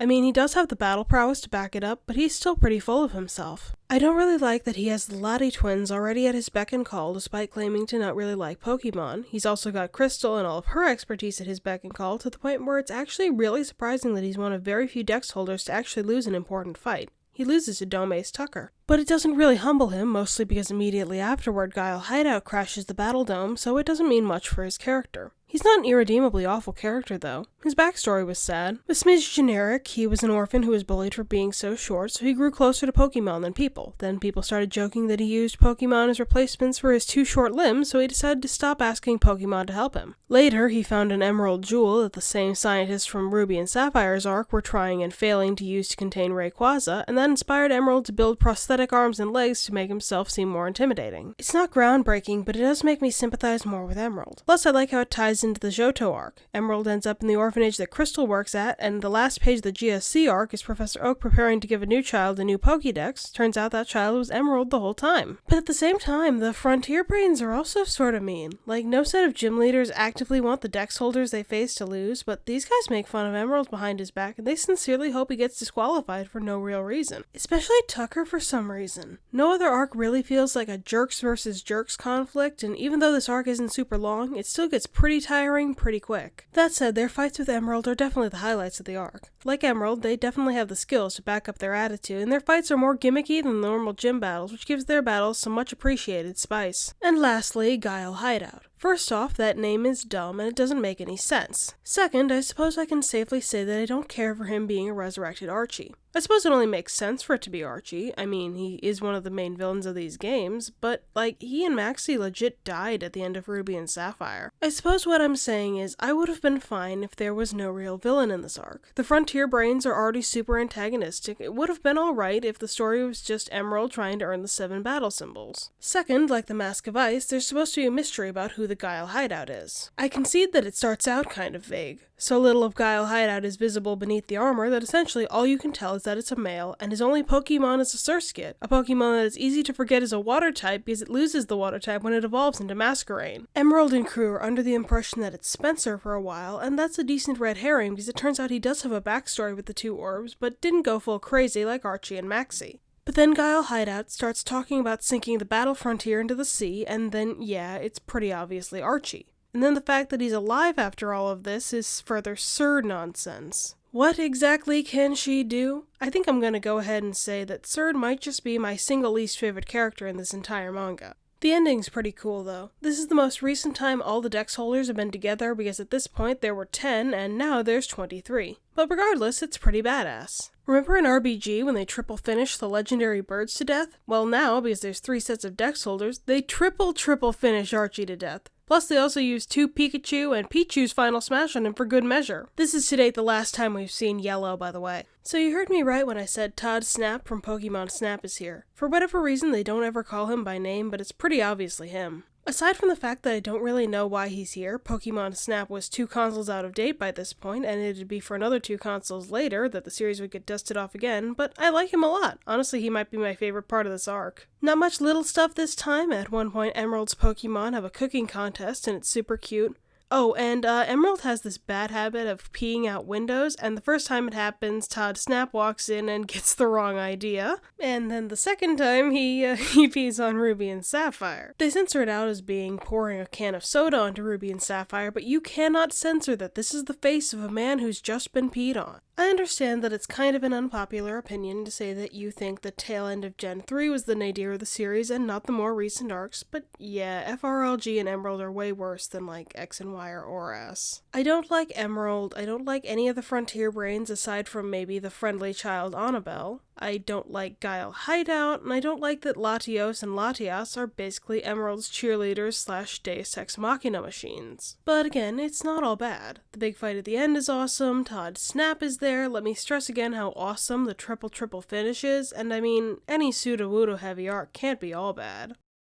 I kind of have a soft spot for Diamond and Pearl. I concede that I am probably biased because I firmly believe that people punching each other in the face is the peak of comedy. He got hit in the face! But yeah, after 3 fairly dark arcs in a row, this arc goes for a much more comedic tone. It's not just Diamond and Pearl's comedy bits. The main trio spend a decent amount of the early volumes inadvertently on the run from Platinum's bodyguards, and they keep missing each other thanks to goofy contrivances. There's some slapstick and jokes from the side characters, and just generally the tone is lighter. Diamond, the Lucas, and Pearl, the Barry, are 2 budding comedians looking for a big break, and Lady Platinum, the Dawn, is an heiress with a Piplup and a Pokédex who needs to travel to the top of Mount Coronet in the middle of Sinnoh, the exact same place that Diamond and Pearl want a trip to. Platinum mistakes Diamond and Pearl for her 2 bodyguards on account of them resembling the vague descriptions she was given, and she departs with them instead of her real bodyguards, giving the 2 of them Pokédexes and Diamond the Turtwig and Pearl the Chimchar. Her real bodyguards assume something must have happened to her and begin tracking the 3 dex holders as they go on detours from scaling Mount Coronet, including Platinum collecting Sinnoh's gym badges. Diamond and Pearl practice their comedy routine and they bond with Platinum and each other. They also butt heads with Team Galactic's admins Mars and Saturn and their leader Cyrus. The real bodyguards catch up with the dex holders after Platinum gets the badge from Maylene, but before they can relieve Diamond and Pearl of their bodyguard job, they get vaporized by an attack from Saturn's bomb and trapped in another dimension. The event shakes Diamond and Pearl, and they decide to set their comedy dreams on hold to protect Platinum on her journey even more diligently. After fighting Byron and saving Professor Rowan and Platinum's father, Diamond and Pearl fess up to not being the real bodyguards, and eventually Platinum forgives them. They then split up to train and each guard a lake and a lake guardian. Diamond protects Lake Verity and Mesprit, Pearl protects Lake Valor and Azelf, and Platinum protects Lake Acuity and Euxie. Team Galactic drops a water vaporizing bomb in Lake Valor and captures all 3 Lake Guardians, but the dex holders free them as Cyrus plans to reawaken Dialga and Palkia on Spear Pillar. Cyrus can't control both legendaries properly because he only has 1 red chain because the Lake Guardians were freed before they could make the 2nd chain. Diamond summons Regigigas, and with his help, the dex holders stop the space-time continuance and stop Cyrus's plan. Before they can bring him in, Giratina shows up and drags him, Dialga, and Palkia into the Distortion World. Platinum decides she needs to find out what happened to her real bodyguards and rescue them, and that's where the Diamond and Pearl arc ends, immediately segueing into the Platinum arc. Diamond, Pearl, and Platinum are quite possibly my favorite trio of dex holders, although they're probably in a better position than the other trios because they're a group of 3 from the first chapter while all the other trios began as a duo. Also, if you don't find other people's pain as funny as I do, you probably won't think Diamond and Pearl are all that great, because Diamond's a bit of a lazy slob and Pearl's a little prick. I mean, a lot of that is their act, and after things start to get serious around Volume 3, they start calming down and acting more mature, and Pearl in particular calms down quite a bit. But they are these exaggerated stereotypes for a fair bit of the arc. They're clearly more complex as people, but it's easy to overlook that. Also, they do have other comedy bits. I'm surprised I like Platinum as much as I do. She seems at first glance like she'd kind of be aloof or unapproachable based on her high status and her unwillingness to share her name, but no, she's still very much an 11-year-old and totally acts her age. This trip is her first real adventure on her own, and it's implied she doesn't get out much, so she's excited to be in even very mundane places like Orberg Mines. What's more, she's clearly very clever and compassionate, and she subverts my expectations of her in all the best ways. While we're on the topic of Platinum, her real bodyguards are surprisingly fun to watch too. They're goofy, but they're actually pretty tough in a battle. They go down swinging against Saturn. Team Galactic is pretty alright. I don't have super strong feelings about them, but I like them. Mars is fun, though it does feel like they were sort of trying to recapture the magic of last arc's Courtney. Jupiter doesn't show up until super late in the game, so she doesn't leave as much of an impression as the others, but she's alright, I suppose. And Cyrus is way better than last arc's Archie and Maxie. He's pretty intimidating, and he's the 2nd major member of Team Galactic we meet. No holing up in his cave with his bottle of booze for Cyrus. He shows up more than the admins. He pops in at least once every other volume to creep everyone out with all of his new world talk. He's also got a fun arc I'll talk about in more detail when I get to Platinum. All in all, all, Team Galactic is good. I suppose my biggest complaint is that there's too many obviously fake cliffhangers where the Dex hangers are in mortal peril, but they're not gonna die in the middle of a volume or even at the end of a middle volume. I'm pretty sure every single arc has at least one mortal peril cliffhanger, but A, they're usually in the climax, so even though I know no one's going to die, I can at least understand it as a scary climax event, and B, it's usually caused by the villain, so it at least serves in getting us to hate the villains if nothing else. But in Diamond and Pearl, there's a couple of mortal peril cliffhangers that accomplish neither goal. I know Platinum's not gonna bicycle off a bridge because she fainted from smelling stunky stink in the middle of Volume 2. Compare that to, say, the train climax in Gold Silver Crystal. Again, I know that someone's going to save the gym leaders on the runaway train, but I'm more excited by the train scene because it's at the climax of the arc and emotions are already running high. Or compare it to the infamous Sapphire and Flannery in the flooded cable car scene from Ruby and Sapphire. That happened in the middle of a volume. I knew they weren't going to kill off two leads in the middle of a volume, but the scene did accomplish in getting the audience to hate Matt and Team Aqua. The fact that he was willing to kill a child to shut her up spoke volumes, even if the attempt was unsuccessful. But the cycling bridge thing wasn't at a high tension point of the story, and the Stunky was just a scared wild animal. I know they need to keep things exciting. In every arc, the Dex holders get attacked by at least a wild Pokemon every round, but the whole mortal peril thing seems a bit overkill. What's bad about this scene in particular is that it comes as the singular round between two pretty high stakes scenes, the gym battle with Gardenia, which wasn't life or death but was regardless important, and the introduction of Cyrus, whose first introduction with the Dex holders is to bury them in a rock slide. A way better executed mortal peril scene because A, we learn immediately what kind of guy Cyrus is if the fact that he wasn't willing to scare a Badoo didn't already brand him as an irredeemable monster, and B, it brings the little subplot with Pearl and this Luxray around full circle because the Luxray saves them after Pearl saved it. So why put the mortal peril on the bridge? There is one of these types of moments that I do want to applaud for being actually suspenseful, and that's when Team Galactic's about to drop a bomb into one of the three lakes. That part's genuinely good. Professor Rowan is here, but he's probably the least plot-important professor because he's barely here. Cynthia is also surprisingly unimportant. She just kinda flits around and shows up every now and then, which I suppose is what she does in the games too, but it's a little surprising here that she's not around more. She saves the bike shop owner while Platinum is busy fighting Gardenia, and then she fights Cyrus in a pretty badass fight, but that's about it. I just thought she'd be a smidge more important. The gym leaders are also just kinda there. I suppose they do more here than they do in their games, but not as much as last arc's gym leaders. Platinum has some girl time with Maylene and Candace near the end of the arc, and they fight Jupiter together. Pearl hangs out with Crasher Wait because Crasher Wait trained Pearl's dad for a while. Fontina ferries the Dex holders around a lot on her Drifblim, but Rourke, Byron, Volkner, and especially Gardenia don't get a lot of spotlight outside of their gym battles with Platinum. All of them, aside from Volkner, who doesn't come because he's being a little prick, try to stop Cyrus at Spear Pillar, which is nice, but then they all get KO'd, immediately, and they spend the entire Platinum arc out of commission. Littler stuff, the gym guide statues kick Diamond and Pearl out of the first few gyms for coaching, eating, and drinking. The starters are already evolved by the end of Volume 1 and are in their final forms by the end of Volume 3, which seems really fast. There's exactly one round of contests in this arc. I suppose they got contested out in Ruby and Sapphire. Diamond and Pearl meet these D&P unknown that act just like them, and it's really cute. Oh, and Surd is back again. Yeah, it turns out she was a double agent working for Team Galactic all along, even in Gen 3, and she turned the Kanto Dex holders to stone with Darkrai, whatever. Lastly, Cyrus always has these really dark eyes, and you'd think it's just him being scary or not sleeping well or something, but at the end of the arc he starts crying, and the tears are also dark, so Cyrus, buddy, be frank with me. Are you wearing guy liner? So, in short, if you don't have as much of an appreciation for lame puns and children in pain as I do, you probably won't love this arc as much as I love this arc. I'm gonna jump straight into...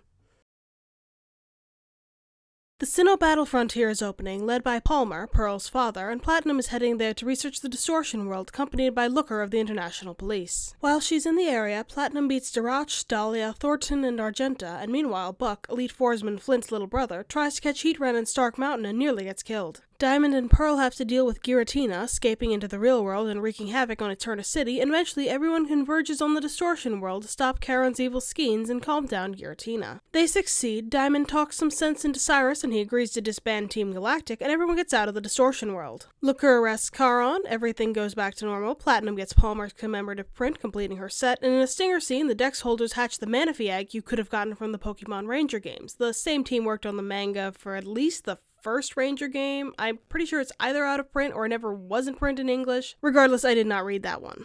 I don't have much to say about the Battle Frontier half of the arc. It's solid and the battles are a fun watch, but I don't have a ton to say about it, because the battle in the Distortion World is bananas. Remember how I said back in Yellow that final battle had just enough characters to keep the action interesting, but not too many that it seemed excessive? Well, when I said that, I was talking about Platinum. So let's start off by reviewing which humans are present for this final fight. Now, those of you who have played Platinum the game, you'd know that the only people who go to the Distortion World are you, so Lucas or Dawn, Cynthia and Cyrus, plus the 3 Lake Guardians, and of course Giratina. So, 3 humans, and barring their personal parties, 4 Pokemon. In Platinum the manga, woo boy, let's start counting. So, obviously, Paka and Uji are still there. They've been there since Volume 3. Cyrus has also been stuck in there for like 2 volumes. Also, Charon is flitting around the Distortion World causing havoc, and Mars, Jupiter, and Saturn also go into the Distortion World because they're looking for Cyrus, so all of the above are fair, even though we've now more than doubled the number of humans in the Distortion World from the games, and we haven't even gotten to any of the Dex holders yet. Platinum is leading a charge into the Distortion World, fair, this is her arc. She's also going in alongside Palmer, the only Frontier brain to go along, fair enough since we need to wrap up the Pearl and his dad storyline, and Platinum needs his commemorative print. And then you know the stat trainers, those 5 guys you join up with at various points of the Sinnoh games to travel certain areas? Well, all of them, aside from the out-of-commission Buck, also join the party. They need Riley because they need his aura stuff, and they need Marley because they need her shaman, but Cheryl and Mira, they just came along because they wanted to, even though Cheryl is a dainty little pixie and Mira is like 8 years old. Oh, and there's this one galactic grunt with a special cape who keeps fighting with Surd, and he needs to wrap up his arc in the Distortion World.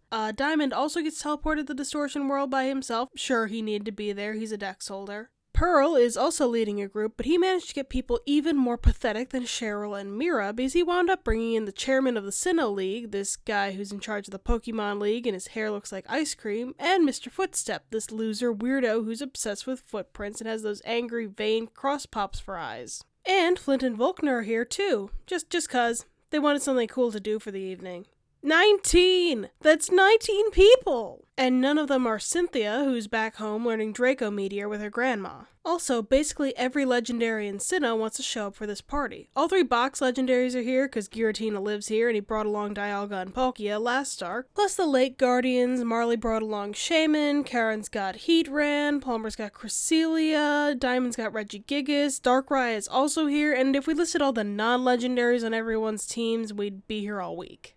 So this manga turned a scene that had 3 humans and 4 notable Pokemon into 19 humans and 11 notable Pokemon. Yeah, this battle's a little bloated. Still fun though.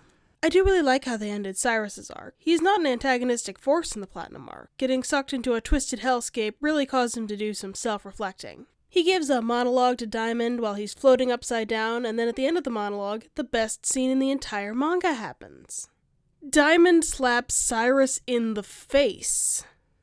It's supposed to be an inversion of how Diamond's been getting slapped around by Pearl this whole arc, and now Diamond has graduated to being the mature straight man, but I can't express the pure joy inherent in watching one of the Dex holders going up to the main villain and slapping the evil out of him. It's glorious. And after that, he just becomes a good guy and snuggles Shaman because it is snuggly. Also, the rest of the Sinnoh Elite Four are in this arc because they weren't in Diamond and Pearl. As I already said, Flint has a slightly larger role, but Aaron, Bertha, and Lucian just spout some exposition and disappear after like 1 chapter. Also, all the Rotom forms show up a couple of times too. At the end of the day, I really do think the Diamond, Pearl, Platinum Super Arc is my favorite. It starts 3 of my favorite pro tags, the villains are great, the set pieces are great, it contains the slap of the millennium, and it's really funny. And though the Platinum Arc is a smidge on the bloated side, it's a really great conclusion. Heart Gold and Soul Silver is the shortest arc, so I want to keep this quick. I think it's like 3-4 years after GSC and maybe like a year or 2 after Emerald, the last time we saw the Johto team. Gold is sent to meet up with Lance to discuss Arceus, and while he's in the area, he decides to get the Pokeathlon medals to impress him. Lance doesn't show up, but his Dragonite does, leading Gold and the Johto Elite Four to assume he's in trouble. Team Rocket's been spotted again in the area, now led by the HGSS admins, Archer, Ariana, Proton, and Petrel. Silver fights Petrel in the Safari Zone and discovers that they're after the Arceus plates, and then learns that Petrel defeated Lance, and then disguised himself as Lance to lure Gold over to the new Pokeathlon Dome. Crystal, who is now wearing the Lyra outfit because there's no separate Lyra character, reunites with Silver while taking her students on a field trip to the Safari Zone, and they battle Team Rocket. Silver gathers all 16 plates with the help of all the Sneasels of Johto, and the Johto Dex holders intercept Team Rocket as they try to control Arceus at the Sinnoh ruins.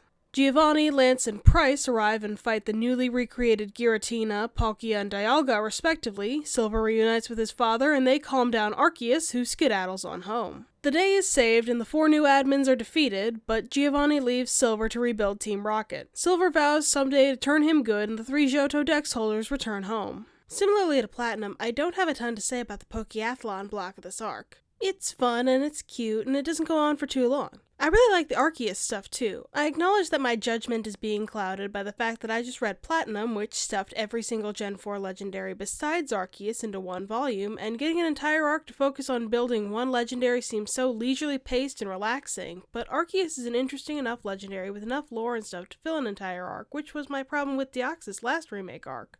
The new Team Rocket admins were cool, though Proton basically did nothing. But Archer and Oriana and Petrol were pretty good. Petrol's super disguise thing was neat, and I definitely liked them better than the lousy FRLG admins or those 2 nobodies from GSC. I don't think there was much of a reason to bring back Giovanni, Lance, and especially Pryce all together like that, aside from how in GSC, Pryce was talking about how Giovanni did evil for ill-gotten gains, so antimatter, Lance did evil to create a space for Pokemon, and Pryce did evil so he can control time, and looky here, here's some legendaries that fill exactly those roles, so they have a villain fight with their respective dragon, and I mean, it was cool. Gold, Silver, and Crystal are their same old selves. I can't believe I'm saying this, but I kinda wish Crystal had more screen time. She doesn't have quite as much to do this arc as the boys, though to be fair, her name is not in the title of this arc. It's also really nice to see Giovanni and Silver reunite, as their last arc they didn't really share any on-screen time together without one or both of them being unconscious. But in this arc, they get some good quality, proud-of-you moments, like when Silver uses a move they learned from the book about ground-type Pokemon that Giovanni wrote back when he was still a gym leader. And it hurts even more when Giovanni turns his back on his son again to rebuild Team Rocket again, offering Silver a position which he declines, and Silver vows to return him to the side of good, which is alas the last we see of the 2 of them. The Johto Elite Four acts as a unit for the first time this arc. They fight Gold in the Pokeathlon events. Shame Koka still didn't reunite with Janine, his daughter he's never been in the same room with, but I understand that this arc already had enough long-lost family reunions. Carr from FRLG has like the tiniest cameo, mostly to get curb stomped by the new admins, and Silver ends up getting addicted to that same robot show that's based on Red's Pokemon that Diamond really liked. Oh, and remember when I said in FRLG that Giovanni was kinda sick? Well, Celebi cures him here. Celebi is the most OP Pokemon in this entire manga.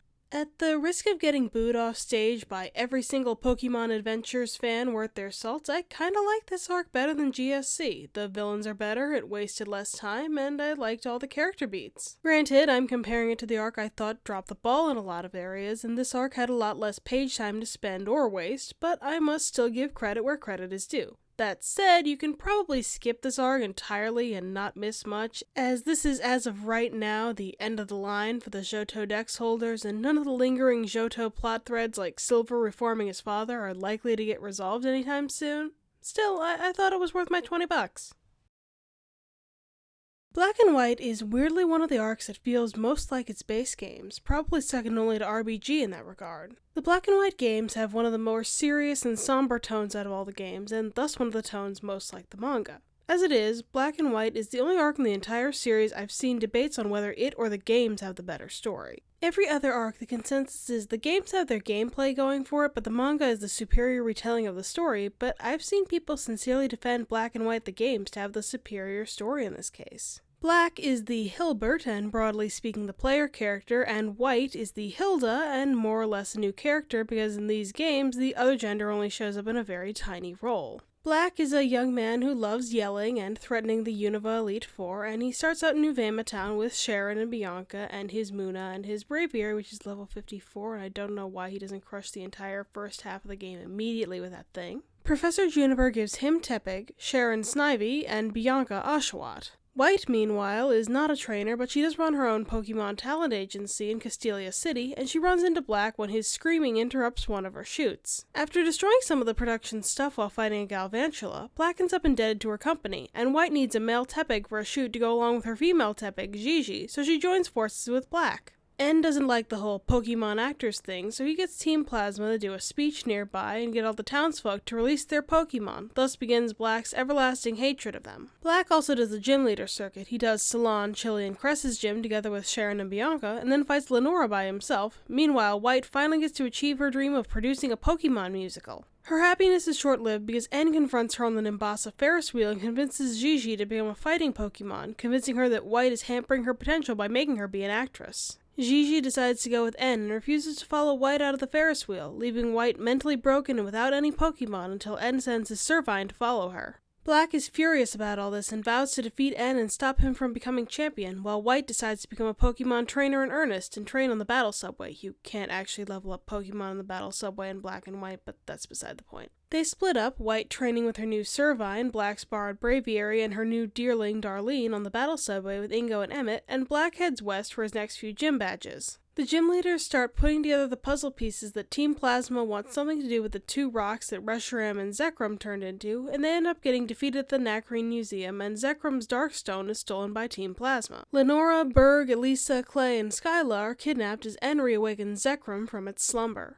Bryson, Drayden, and Iris decide to train Black to be the hero to reawaken Reshiram, be the truth to N's ideals. White, meanwhile, emerges from the Battle Subway with a full team ready for battle, rechristens N's Servine as Amanda, and Bianca decides she'd rather be Professor Juniper's assistant and decides to give her Pokédex to White, who'd get more use out of it. Drayden moves the Pokemon League tournament to next week, and Black tries to catch the Swords of Justice to impress Reshiram enough to reawaken. After N defeats Champion Alder, Black's Munna runs away, validating N and devastating Black. Black pulls himself together and challenges Drayden for the last gym badge while the Elite Four do a bit of sleuthing, sensing that something's going on. Caitlin gets into psychic contact with the MIA gym leaders, and they convince Black not to give up his Pokemon dream, and Black gets Drayden's gym badge and enters the competition. Soon, the Champions tourney is down to its final 8. Black, Iris, Marlin, the gym leader from Black 2, White 2, this kid Leo, who's not that important but he is adorable and awesome, one of Team Plasma's 7 sages in a paper-thin disguise, a mysterious masked and hooded stranger who, spoilers, is also a Team Plasma member, Sharon, who's also been brainwashed into Team Plasma, so there's not 1 but 3 plasma plants, and lastly, a guy who is definitely not Looker.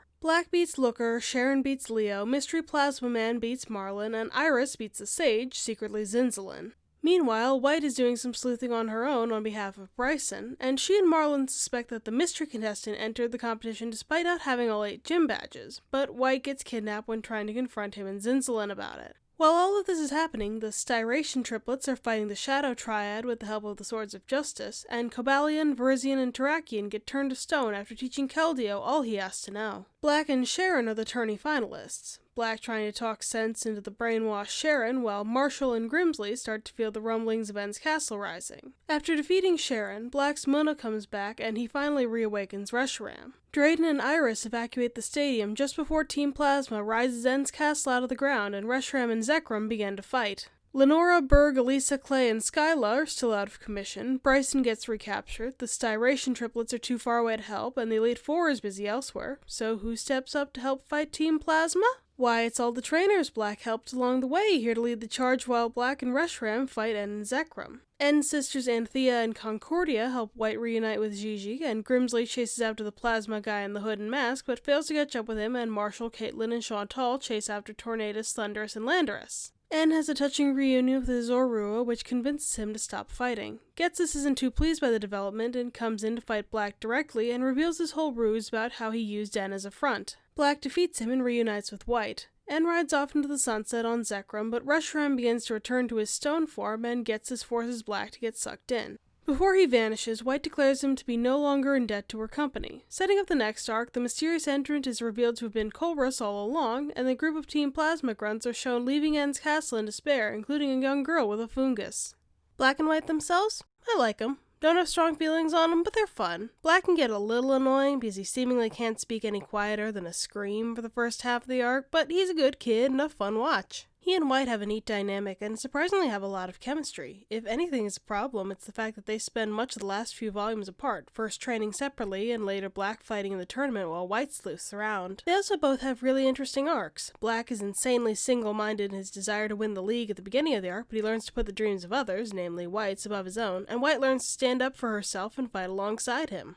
En's portrayal here is somewhat controversial, and it's one of the big reasons why some people unironically enjoy the game's story better. They play up the creepy factor of his whole deal, especially in the Ferris wheel scene. What some people aren't too fond of is that it kinda stripped away a lot of his more misguided but well-meaning moments. The game's portrayed En more as a tragic victim, someone who genuinely wants to make the world better but was manipulated and abused by Ghetsis into hating humanity and bringing chaos. The manga, though, portrays him as a lot more robotic and manipulative in his own right. Most famously, in the Ferris wheel scene, he convinces White Star Tepig Gigi that she doesn't want to be an actress anymore and lives a wild fighting Pokemon, all in front of a distraught White. There's people on both sides of the fence as to whether this was an alright change. On one hand, people really clicked with tragic, good-hearted En. He was basically the most deep character Pokemon had come up with up to that point, and people felt awful for his situation and how Ghetsis treated him. And of course, a certain demographic of young girls was head over heels for him, so all these people invested in Tragic En aren't really fans of this new manipulative, unfeeling rendition. In contrast, it's been defended by people saying that he's already a creepy weirdo in the games. Yeah, the Ferris wheel scene is a lot different in the games, but it is still creepy, and had abysmal people skills in the games too, and it works with the manga's overall darker tone. I guess I'm down with it. I do really like the manga's take on the Ferris wheel scene. It's one of the more striking moments, and it's really heartbreaking. By the way, since Amanda the Servine was En's, I kinda kept expecting it to turn out to be a mole, secretly working for Team Plasma all along. Black has these same reservations, but no, it's just En giving White a Pokemon to replace the one he spirited away. That was nice. I mentioned this when I talked about Wally, but like most of the unnameable rivals, Sharon and Bianca kinda get shafted here. Black kinda steals Sharon's arc about learning to become less one-track minded, and White takes over Bianca's arc about growing braver. The two more or less disappear after the Salon Chili Crest fight, only showing up sporadically. Bianca gets her Litwick stolen by Team Plasma, Sharon fights alongside Black a couple more times, Bianca decides to become Juniper's assistant and surrenders her Pokédex to White, Sharon ends up brainwashed by Team Plasma and Zorua, and Bianca doesn't even show up to the final fight. Could they have done more with them? Yeah, but unlike Wally, I don't think there's too much fan demand for them to have gotten any more. One of the other things that I hear tossed around as to why the games have the better story is that basically every other arc really elevates its gym leaders above the one-note stock characters they are in their games, but the gym leaders of the Black and White games are already the apex of gym leader depth. All of them have real personalities, and this manga does preserve that, but unlike basically every other arc, it doesn't expand on them at all. I do like all of the gym leaders, but yeah, they basically fill the same roles their game counterparts do. Even though the gym leaders do kinda get shoved aside at the ending, unlike in the games where they fight back against Team Plasma, I still do like the ending. One of the themes of this arc is that all the little people who may not be the very best are still very important in their own rights. If you pay attention, you'll notice the same handful of plasma grunts showing up again and again to torment Black, White, and the citizens of Unova, each with distinctive body shapes and hairstyles, and unlike most other arcs, Black's battles with random passerby are treated with the same gravitas that the gym leader battles are given. And at the end, it's the random civilians, all of whom are actual trainers that show up in the games, by the way, all join Black in the final battle. One of fairly few times in the entire franchise that I can think of that the common man makes any difference in a notable battle. Yeah, this comes at the expense of robbing the gym leaders of their big moment from the games, especially after they'd spent a good 3 volumes of captivity in En's castle, but I like this turn nevertheless. The arc opens with a really adorable food fight between the starters. It's the cutest thing of all time. I love it so much. Later, Berg, the bug-type guy, is hosting an art exhibit, and Iris criticizes his art, and this upsets him so much that her speech bubble pierces him through the heart, and he collapses, and it takes like 5 whole panels for him to get up again. I love it. What a true artiste. There's also a Victini-centric side plot early in the story and a similar Meloetta side quest in the middle. They're alright, but kind of plot irrelevant. One of the few things I really don't care for in this arc is the part where Black's Mona leaves after a fight with En. It seems a bit too much of a retread of the part where Ruby's Feebas leaves, and this one's just not handled quite as well. Whatever, it's only gone for 1 volume. Also, I kinda wish that the Swords of Justice / Keldeo / Styration triplets versus the Shadow Triad fight happened a bit earlier than it did. It was a fine fight, but it was a little distracting cutting between it and the fights of the League tournament. Black and White's primary flaw is that a good chunk of the side characters get sidelined in favor of the titular leads. It's the only arc I can think of that kind of removed some of the characters' arcs from the games. But all things considered, it is still really good. Black and White probably have some of the biggest maturity jumps in the series, and the arc has some of the most emotional and heartbreaking moments. I'd also say that it's one of the better arcs to pick up if you're only interested in reading one arc, since it's one of the most self-contained arcs in the series. The only thing it expects you to know going into it is who Caitlyn is. This arc started in 2013, just a bit after the games came out. It didn't finish until April 2020. So here's the story, I think. I kinda had to piece this one together. So Ruby and Sapphire ran long, like really long, and then the subsequent few arcs didn't help the scheduling problems, and there was a noticeable delay between the games and the arcs for a good 3 generations. The hammer had to come down at some point, and it came down on Black 2, White 2. They were only able to get out a bit of the story before being told to move on to X and Y. And as such, Black 2, White 2 sat completely untouched for basically all of Gen 6. Then during work on Sun and Moon, they started up again and they got out another volume's worth of material or so, and then there was another hiatus, and then eventually they finished it up after they'd started work on Sword and Shield. Thanks to this extended production and sporadic English releases, Black 2 White 2 has a bit of a mixed reception from what I can tell. Some people liked it enough, some people really didn't, and the further along that it went with minimal updates, the colder the reception became. Looking back on it as a finished product, I think it has some interesting ideas, though it's not the greatest arc ever. This is the only arc where they decided, nope, we are absolutely not calling them Black 2 and White 2, in English at least. I think they're still called Black 2 and White 2 in Japanese, but it sounds less awkward and weird in Japanese. Also, Blake's international police code name is Black 2. So Blake is what they're calling the Nate character, and Whitley is what they're calling Rosa. It's been 2 years since the end of Black and White. Blake is a member of the International Police, the same organization that Looker works for, undercover at the newly opened trainer school where Sharon works as a teacher. He's friends with Leo, the little boy from the semifinals of Black and White tourney, and Hugh, the rival from the Black 2 White 2 games. Whitley is the new girl in school who Blake flirts with, and the two of them are given Pokédexes. Whitley's that girl from the end of Black and White 1 with the fungus, and she's a member of Team Plasma who left to follow N's teachings even in his absence. Blake, working with Looker, is trying to hunt down the 7 sages who escape capture, and Sharon and Bianca start hunting down the newly reawakened Curum so new Team Plasma can't get their hands on it. Meanwhile, Colrus, head of Team Plasma in N's absence, is wreaking havoc with his Genesect, so Blake captures it away from him and begins training it himself. Blake also captures Keldeo, who is trying to find some way to save its mentors. We later learn that Blake's flirting with Whitley isn't just for fun. Whitley was entrusted with top-secret information about how to stop Colrus's machines, and Blake's trying to get her to open up to him and tell her what she knows. Hugh, who hates Team Plasma for stealing his sister's purloin, discovers some of Whitley's plasma stuff and reignites his anti-plasma crusade just as new reports of liberated Pokemon stream in.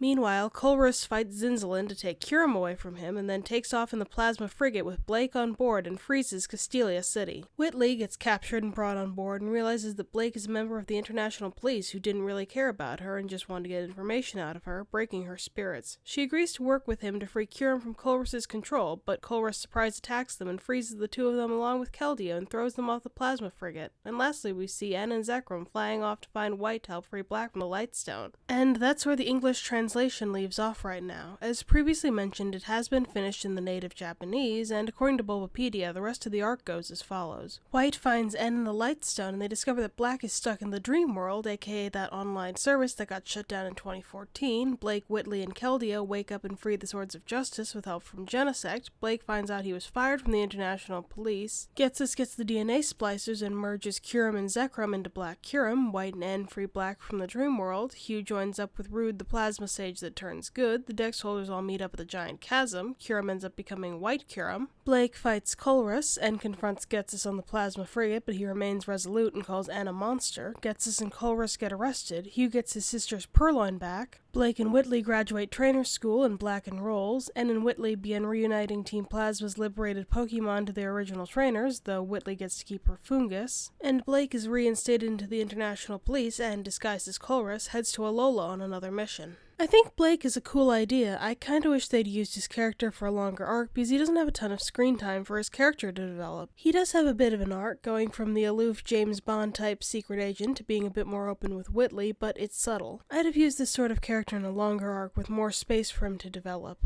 Whitley's sweet though, although she also doesn't have a ton of development. She mostly learns to set aside her obsession with N and accept her feelings for Blake. She and Blake have an interesting dynamic. He's a police officer with a strong sense of justice and duty. She's a member of an extremist group but has very altruistic goals. Will he turn her in, or will he open up to her ideals and realize that not everyone in this group is out for evil? It's a lot more complex of a relationship than most of these Dex holders have, and I'm a little disappointed that most of their screen time is gobbled up by the plotline. I also wish Hugh had a bit more to do. He and Leo are really funny foils to Blake, and every time they showed up was a highlight. Poor Colress. He can't seem to catch a break. Both here and in the anime, he gets turned from a morally grey knowledge seeker who reforms and disbands Team Plasma at the end of the games to a mad scientist who's only concerned about Pokemon power and not the Pokemon themselves. Adventures also makes him a lot more emotional and volatile. You'd be hard-pressed to find game canon Colress screaming at his machines even at his most evil. They even wrote him out of Sun and Moon by suggesting that he was Blake in disguise and cutting the Rainbow Rocket segment where he finally has to tell off Getsus in the games. Do I like the change? I guess I would have liked to have seen a more proactive Getsus instead, because for all his jackassery, he just kinda sits back, even in Black 2, White 2, where he doesn't have to pretend to not be in charge anymore. But yeah, I understand why they wanted it this way. It's not Colress's fault that he got stuck being the big new villain for the sequel game with an arc too short to give anyone real depth.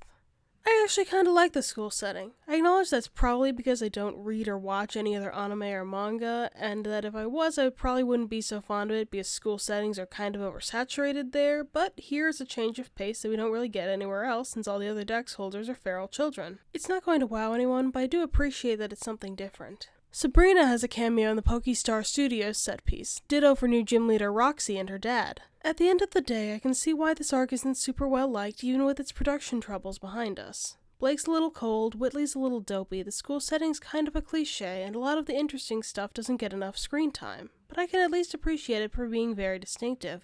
So yeah, only the first half of this is out in English right now. Apparently there are going to be 2 more volumes, or at least there are 2 more volumes in Japanese. They might just end it in English with 1 long volume. The next volume is coming out in English next April, and I'm really excited to check it out. Let's just jump straight into X and Y. The Caleb character is just named X in English, but the Serena is named Yvonne Gebena, nicknamed Y. I believe that some of the other translations also say that X is a nickname for Xavier, and it's fairly common fanon regardless, but the Viz translation only has a longer name for their Y. X was a superstar battler as a child, but after an event with the paparazzi and his Kangaskhan, he became a hermit and started to ignore his friends Y, who wants to be a sky trainer in spite of her Rhyhorn racing mother's wishes, Tierno, who studies at a dance school in the town, Trevor, who wants to be a Pokemon researcher, and Shauna, who wants to be a Furfrou groomer. His reclusive life comes to an end when Team Flare reawakens Xerneas and Yveltal and destroys his home of Vaniville Town. In the wake of the destruction, X's house is destroyed along with Tierno's dance school, and Shauna's Furfrou is missing, as is Y's mother Grace and one of the 3 starter Pokemon Trevor was on assignment to deliver, specifically the Fennekin. Team Flare's Xerosic and the 4 lady scientists, Aliana, Bryony, Celosia, and Mabel, confronted X during the fight for his Mega Ring, which they need to operate their ultimate weapon. While X and Y escape them, the group realizes it's not exactly safe to hang around in one place for too long, lest they receive more targeted harassment from Team Flare, so the group of 5 set off despite X's desire to stay out of the spotlight. Y decides to take in the Froakie, and the chessman is forced upon X, despite his desire to never train Pokemon again. Almost immediately, they find themselves at an inn that's secretly a front for Team Flare, and when Aliana and Mabel try to kidnap X's baby Kangaskhan, just like the paparazzi tried to do when X was younger, he flips and decides to pick up training again, though he fails to Mega Evolve his Kangaskhan. The group meets up with Viola, the Santalune gym leader, but Shauna gets led astray by Celosia in disguise and becomes possessed by her Honedge to steal X's Kangaskhanite and knock Viola out of commission. Corinna, the GL of Shalour City, steps in with her Mega Lucario and gets X to relearn the secrets of Mega Evolution, though she swiftly bails. Once in the central hub of Lumiose City, X battles Professor Sycamore, who gives him a Charmander as a parting gift, and the rest of the group is confronted by Lysander regarding pictures Viola took of him at the destruction of Vaniville Town, but Diantha the champion intervenes. Meanwhile, Viola's big sister Alexa, who's a reporter, tries to send an article to her boss about Xerneas, Yveltal, and Team Flare, but her boss is another Team Flare plant and tries to dispose of both her article and her for being too nosy, but she's saved by the group of 5. After this incident, she decides to go rogue since she's certain someone powerful is trying to suppress media coverage. We also learn that Y's mother is in Team Flare jail along with all the other Vaniville residents they could round up, and she's trying to lead a jailbreak. X meets up with Cassius, the guy who runs Kalos's Pokemon storage, and begins building a team of mega-evolving Pokemon, starting with a Manectric. Among Cassius's group of misfits is Emma, the little orphan girl with the Esper. Keep her in mind for later. Also remember Malva, the Fire-type Elite Fours woman who was already kind of a Team Flare sympathizer in the games? Yeah, she's full on working for them here and ends up getting a hold of that lost Fennekin. Oh, and Y gets into the fight with this mean girl she knew from school, Yvette, because Yvette didn't want her being a sky trainer, but she was also being mind controlled by Team Flare, and they patch everything up after everything's done. The group fight Team Flare scientist 06's newest creation, the super soldier Essentia, free the captive Vanderbilt residents, but Team Flare steals Corinna's keystone, allowing their leader Lysander's Gyarados to Mega Evolve. X confronts Lysander in their base in Geosenge Town, and Xerneas reawakens and asks to become Y's Pokemon as the ultimate weapon opens. Tierno, Trevor, and Shauna break Clement, Emma, and AZ out of prison, and AZ tells them the story about his Floette. The group, fighting alongside the Kalos gym leaders, stop the ultimate weapon from firing while Blue and Diantha search for Zygarde. Prof. Sycamore sends the kids out on a search for Megastones, and they fight Essentia again. After Zygarde gets captured by Essentia, Seabold, Wickstrom, and Drasna show up to help a bit before X and Blue Mega Evolve their Charizards into Mega X and Y respectively, and the group defeats Xerosic and the Scientist ladies. Mewtwo stops by the battles to show off his Mega Evolutions, Blaine also reappears, Diantha and Malva fight, and Essentia is revealed to be Emma. X, who has finally sworn to stop being a shut-in, uses his, Y's, Blue's, Diantha's, and Corinna's keystones to Mega Evolve his Charizard, Kangaskhan, Pinsir, Gengar, and Manectric all at once. While Alexa, Viola, Clement, his sister Bonnie, the gym leaders, and the rest of the 5 friends finish off the rest of Team Flare, X defeats Lysander, and the ultimate weapon is defeated before it goes off. Zygarde splits into his cells, and Lysander and Malva maybe die. In the epilogue, AZ reunites with his Floette, as do Shauna and her Furfrou. Trevor is given the Delphox that once belonged to Malva. Prof. Sycamore sends Cena and Dexio to Alola in search of the Zygarde cells. Vanderbilt Town gets rebuilt, and everyone goes on to achieve their dreams. X and Y is the only arc where it really feels like the 2 titular dex holders are kind of imbalanced, which is weird because more so than any other pair do they trade off who's supposed to be the player character. Now, I do like Y. She's a nice girl and I want to see her achieve her dreams of becoming a Sky Trainer. If she'd hit the scene earlier, I think I'd like her a lot more. As it stands though, she's basically a cross between Ruby and Sapphire. She's got Sapphire's aggressive disposition and she's got Ruby's plotline about trying to convince her parent to let her follow her dream. As it is, Y's plotline about convincing her mother, the famous Rhyhorn racer, to let her become a Sky Trainer is probably this arc's weakest link. It's a reskin of an old plotline, which in and of itself is not a terrible thing, but the problem is there's not enough time to let the plotline roam in a different direction from the path that Ruby's took, and thanks to the way this arc is structured, most of the dialogue between Y and her mother happened in flashback, robbing them of some of their punch. I also didn't really think the Yvette character needed to exist. I don't think that having a Regina George-esque Yvette drive a further wedge between Y and Grace was really necessary, although I might be a little biased because it's kind of confusing to talk about Yvette and Yvonne in the same sentence all the time. X, even though he is by far the less active protagonist, is a lot more emotionally resonant. He's a deconstruction of the child champion the franchise as a whole glorifies, showing a kid who didn't take to celebrity well, burned out young, and left the public eye entirely. Interestingly, it reminds me of some of the deconstructions of trainer archetypes that the Sun and Moon games did, like the aging evolution trainers and the broke gambling addict Grimsley, so this manga was a bit ahead of the curve here. The rest of the group, Tierno, Trevor, and Shauna, honestly, they're kind of dark horse highlights. Like I mentioned earlier, they're really the only unnameable rivals that don't get screwed over. Now, these characters have a bad rap because in the games, they're probably the flattest characters and the flattest story in the franchise, and they're all kind of annoying. But given the circumstances of this arc, they all have way fewer opportunities to be annoying and more opportunities for the audience to empathize with them. Tierno, the silly fat guy who loves to dance, kind of annoying. Tierno, the silly fat guy who loves to dance, sobbing over the rubble of his old dance school. Oh, I feel sad for him. Furthermore, their reactions to their extreme situation felt very real. Shauna didn't like sleeping out in Santaloon Forest because wild Pokemon were crawling all over her. And everyone reacted poorly to the draconian rules Y set in place to hopefully avoid them getting caught. Their presence in X and Y's story really gave this arc a different feel, which I really appreciated. However, the Kalos gym leaders are probably the gym leaders who have the worst out of all the manga's gym leaders, which is extra unfortunate given that they're the group of gym leaders who has historically gotten the short end of the stick the most. Neither X nor Y does the gym circuit, given the situation with Team Flare, the first time that's happened since Gen 2. Viola, the bug-type photographer, is a decently important character since she was present for the destruction of Vanderbilt Town and has important info, as is her journalist sister Alexa, who is this arc's winner of Most Improved, as she goes from a flat NPC who tells you where stuff is in the games to a reasonably important hard-boiled reporter in the manga, and continuous font of Mega Evolution exposition Corinna fills that role once again, but the other 6 somehow managed to get less characterization than the table scraps they got in the base game. Clement is around a bit, but then he gets captured by Team Flare and forced to help with their technology. Grant has a tiny speaking part early on, but Ramos, Valerie, Olympia, and Wulfric have barely anything more than cameos.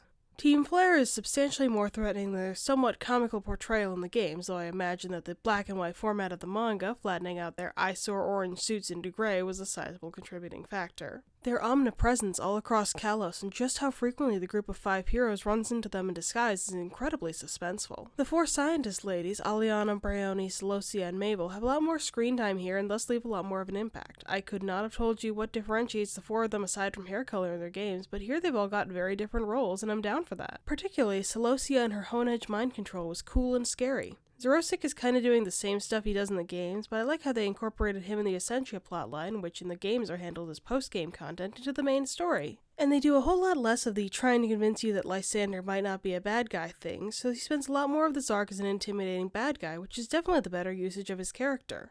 Due to the time constraints I touched on in Black 2, White 2, X and Y is a lot shorter than all the mainline arcs that came before, a trend that was continued into Gen 7. I feel like a lot of this arc's oddities are tied to the space crunch, and it's something of a blessing and a curse. The obvious downside is that everything has less time to breathe. Aside from the big central metropolis of Lumiose City, the group barely spends more than 1 round in each town. But on the bright side, there's a lot less filler. I felt obligated to explain basically every round in the summary, which really made me feel like I wasn't wasting my time. Also, it has come to my attention that the Viz mini-volumes of X and Y are slightly abridged. I believe this is the only arc to do so. There are 44 rounds in the Japanese release, the English release has 39. From what I can gather from Bulbapedia, we're not really missing much from the 5 missing rounds. 2 of them were about Pokemon Ami and Super Training, the stuff on the bottom screen of the 3DS. 2 of them were a side story starring Corinna and not X and Y, and what I think was a brief training-centric round, all of them were in the first half of the arc. Honestly, the only reason that I noticed was because around the middle of the arc, Y suddenly gets a Sylveon, and apparently she caught it as an Eevee in the Pokemon Ami chapter and then immediately evolved it. That Sylveon sort of appears out of nowhere, and if it weren't for that Sylveon, I wouldn't have noticed anything was missing at all. This abridging doesn't really bother me, it doesn't affect the plot at all, but I just wanted to bring it up. I don't know if this arc is reprinted in longer volumes that more closely mirror the Japanese release, if these rounds will be restored, we'll just have to wait and see. Other notes, this arc and this arc only actually has a narrator, Trevor.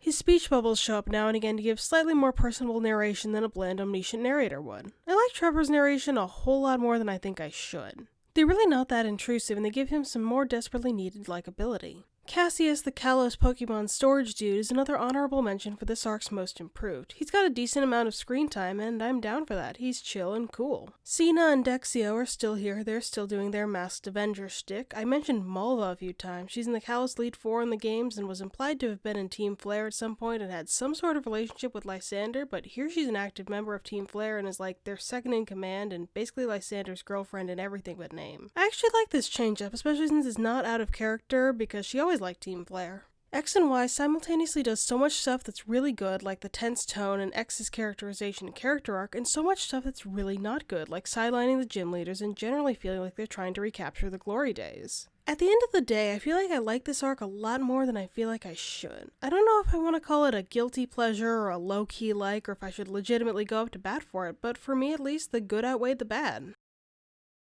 It's sometime between HGSS and Diamond and Pearl, and 4 years after Ruby and Sapphire. Stephen Stone is researching a mural of an ancient fight between Primal Groudon and Primal Kyogre while Ruby, Sapphire, and Emerald learned how to Mega Evolve their starters. Afterward, Ruby claims to be quitting contests, much to the horror of Gabby, Ty, and Lissia the contest idol, and accompanied by Latios, leaves to confront Zinnia about the meteor that's about to strike Hoenn. Zinnia is hostile to the Devon Corporation and thus isn't much help. Meanwhile, Amber, the manga's original Team Aqua admin, and Blaze, the manga's original Team Magma admin, join forces and Blaze explains how he tried to stop Giovanni and the FRLG admins from absconding with fragments of the red and blue orbs but failed, and that the scanner for the orbs is lit up for the first time in 4 years. While on Sea Mauville, Sapphire, Emerald, and Steven fight Hoopa. Ruby meets Diancie and the rest of Zinnia's Draconid tribe, who aren't on good terms with her because Rayquaza didn't choose her. Zinnia bands together former Magma and Aqua grunts to stop the Devon Corporation's Dimensional Shifter, and Sapphire gets spirited away from the fight by Hoopa. Ruby and Emerald learn about the secret move Dragon Ascent and they're attacked by Blaze and Amber. Meanwhile, Archie and Maxie, back from the dead and now in their Oras designs, revealed they've stolen the reformed red and blue orbs from Bill and have returned to Hoenn, pursued by Red and Green. The two battling groups meet up and much Mega Evolution and Primal Reversion ensues. There are now 3 groups trying to stop the meteor. Steven and the Devon Corporation, which are trying to stop it with their rocket, Zinnia and the Draconids, who are trying to stop it with the methods passed down through ancient lore, and Archie and Maxie, who are trying to stop it with the power of Primal Kyogre and Groudon. Zinnia fights Sapphire and introduces her to new Team Aqua and new Team Magma, new admins codenamed after the originals to explain the dramatic shift in appearance. After Zinnia crashes the rocket and she's officially disowned by the Draconids, Ruby offers to take up the mantle as Lorekeeper, and Norman offers to take Ruby back to Johto to meet up with Rayquaza and teach it Dragon Ascent. The Frontier Brains defeat the new admins. Sapphire, who was rescued after the rocket she was on exploded by Arun, the secret base guy, reunites with the team, and Wally shows up to save Ruby. Ruby and Sapphire ride Rayquaza into the sky to stop the meteorite as Red and Green reawaken to find that a fourth party is working towards stopping the meteorite, Giovanni, now armed with a Mega Beedrill, deciding to save the world alongside his foes so there'll still be a world to conquer. Archie and Maxie, who as you may recall are still technically dead and living on borrowed time in these new bodies that look like their ORAS redesigns, start disintegrating but have just enough time left to give a monologue to Blaze and Amber about how their consciousnesses were sent to the Distortion World after they died, and they leave them their keystones. After losing their masters, Groudon and Kyogre leave their primal states and retreat. Zinnia tries one last time to convince Rayquaza to bond with her, but he violently rejects her. Emerald gives a speech about how the Devon Corporation and the Draconids need to work together, and Ruby and Sapphire become co-lorekeepers to travel into space on Rayquaza's back, combining science and lore by wearing the Aqua and Magma spacesuits while mega-evolving Rayquaza.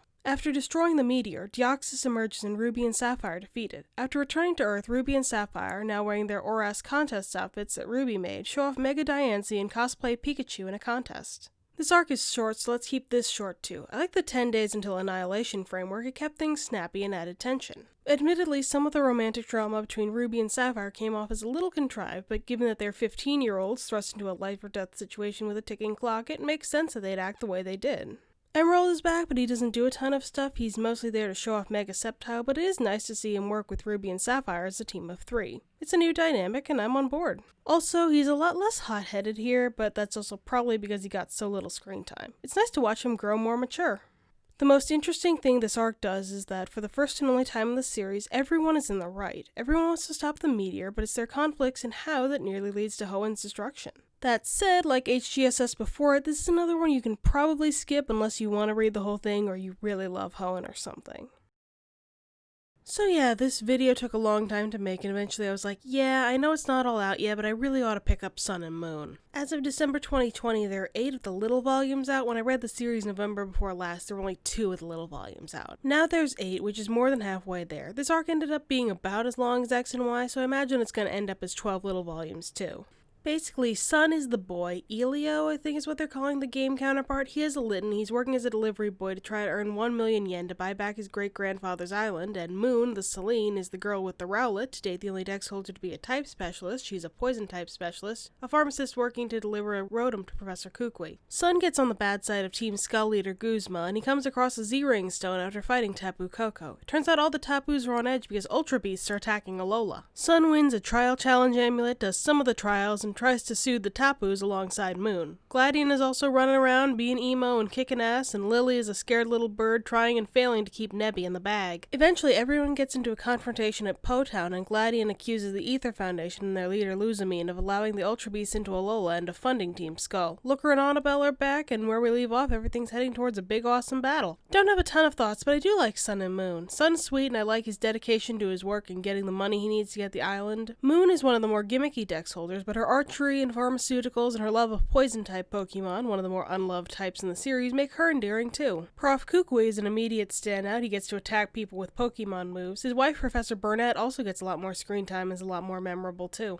Also, Rotom Dex is notably less loud and annoying. I also really like this manga's more sinister take on Team Skull and especially the Ether Foundation. Faba, the branch chief, goes from being a smug little jerkass to the main villain here, and I'm down for that change. So that's where it's currently at in English, which as of September 2020 is Mini Volume 8. The Ultra Sun, Ultra Moon section focuses entirely around the new Ultra Beasts, from what I've heard. I know that the Rainbow Rocket section of those games was not included in the manga, which I kind of understand because all the villains here have different fates from the games, and the manga is less keen on alternate dimensions and such, but tragically, this means there's no Game Mafia. Mini Volume 9 comes out in January. And lastly, I know little about the Sword and Shield arc, but I do know that it's happening right now. There was not a Let's Go Pikachu and Eevee arc. At this point, the ship's kind of sailed on it. It will probably be like at least another couple of months, maybe a year until it reaches the States, but I do know that it's happening, though obviously they aren't very far along. The only thing of note I know has happened so far is that Sword, the boy, I think his name is supposed to be Victor in the game, he picked Grookey. I know that doesn't sound that interesting or important, but if you've been paying attention, you'll notice a pattern between which characters pick which starters. The rival historically picked whatever was super effective against whatever the main boy chose, and the main girl would pick the one that was super effective against the rival but weak to the main boy, and exactly which one picked which cycled each generation. So based on that cycle, Sword should have picked Sobble. Shield, the Gloria, has the expected score money, but it's nice to see a little switch up. To be honest, I'm pretty excited. Since there's probably not going to be a third game, it's going to segue pretty cleanly into the Isle of Armor and Crown Tundra stuff. And Sword and Shield had a pretty thin plot that could be served well by the manga in the same way RBG and X and Y were. I'm looking forward to it.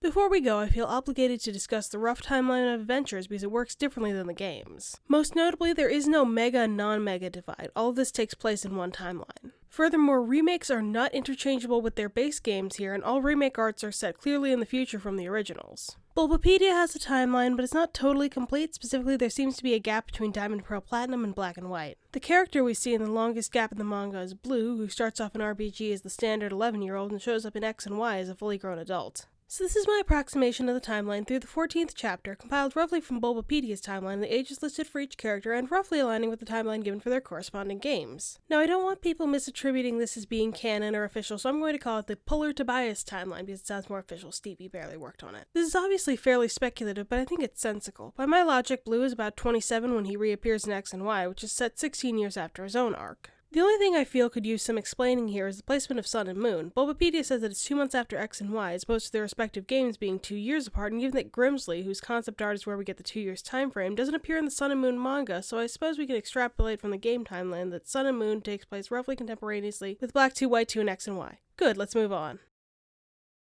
One last thing, you'll notice that I avoided naming specific rounds throughout the video. This was a deliberate choice because there seems to be no real standard universal names widely used for each round. So in Japan, the majority of rounds through Gen 5 are named something to the tune of Versus Pokemon, and this is kept in some translations, and this is what Cerebi uses. This seems like a nice compromise, except that over 600 plus rounds, some unrelated chapters focusing on the same species of Pokemon of the same name, like how number 13 in RBG and number 367 in Diamond and Pearl are both Versus Psyduck, and more damningly, the unrelated 27 and 32 are both Versus Kadabra. And B, not all translations use that format, most notably the Viz translation that I read uses the same species name but incorporates it into a longer pun, like the aforementioned Kadabra chapters are calling Kadabra and a little Kadabra will do it. Lastly, Bulbapedia uses codes not unlike the ones they use for episodes of the anime, formatted as shown here. I didn't use any of these epic codes, as they're called, because I don't see much documented use of them outside of the Bulba Garden sphere, and they sound like total gibberish to people unaware of the formatting, and the X and Y onward ones are in the process of being rendered obsolete, as now that Black 2, White 2 is done, they can properly number them in the sequence, starting with 549. Seems like a fair compromise to just call them by number, but for instance, my Viz translation stopped numbering up after the end of Emerald, round 337, so just saying if you tell me to look at round 495, for example, I have zero idea where that is. So along with just straight up counting, there's at least 4 different naming systems used for individual rounds. I tried to sidestep the issue, but fair warning about using any system to refer to a specific round, not everyone will know what you're talking about.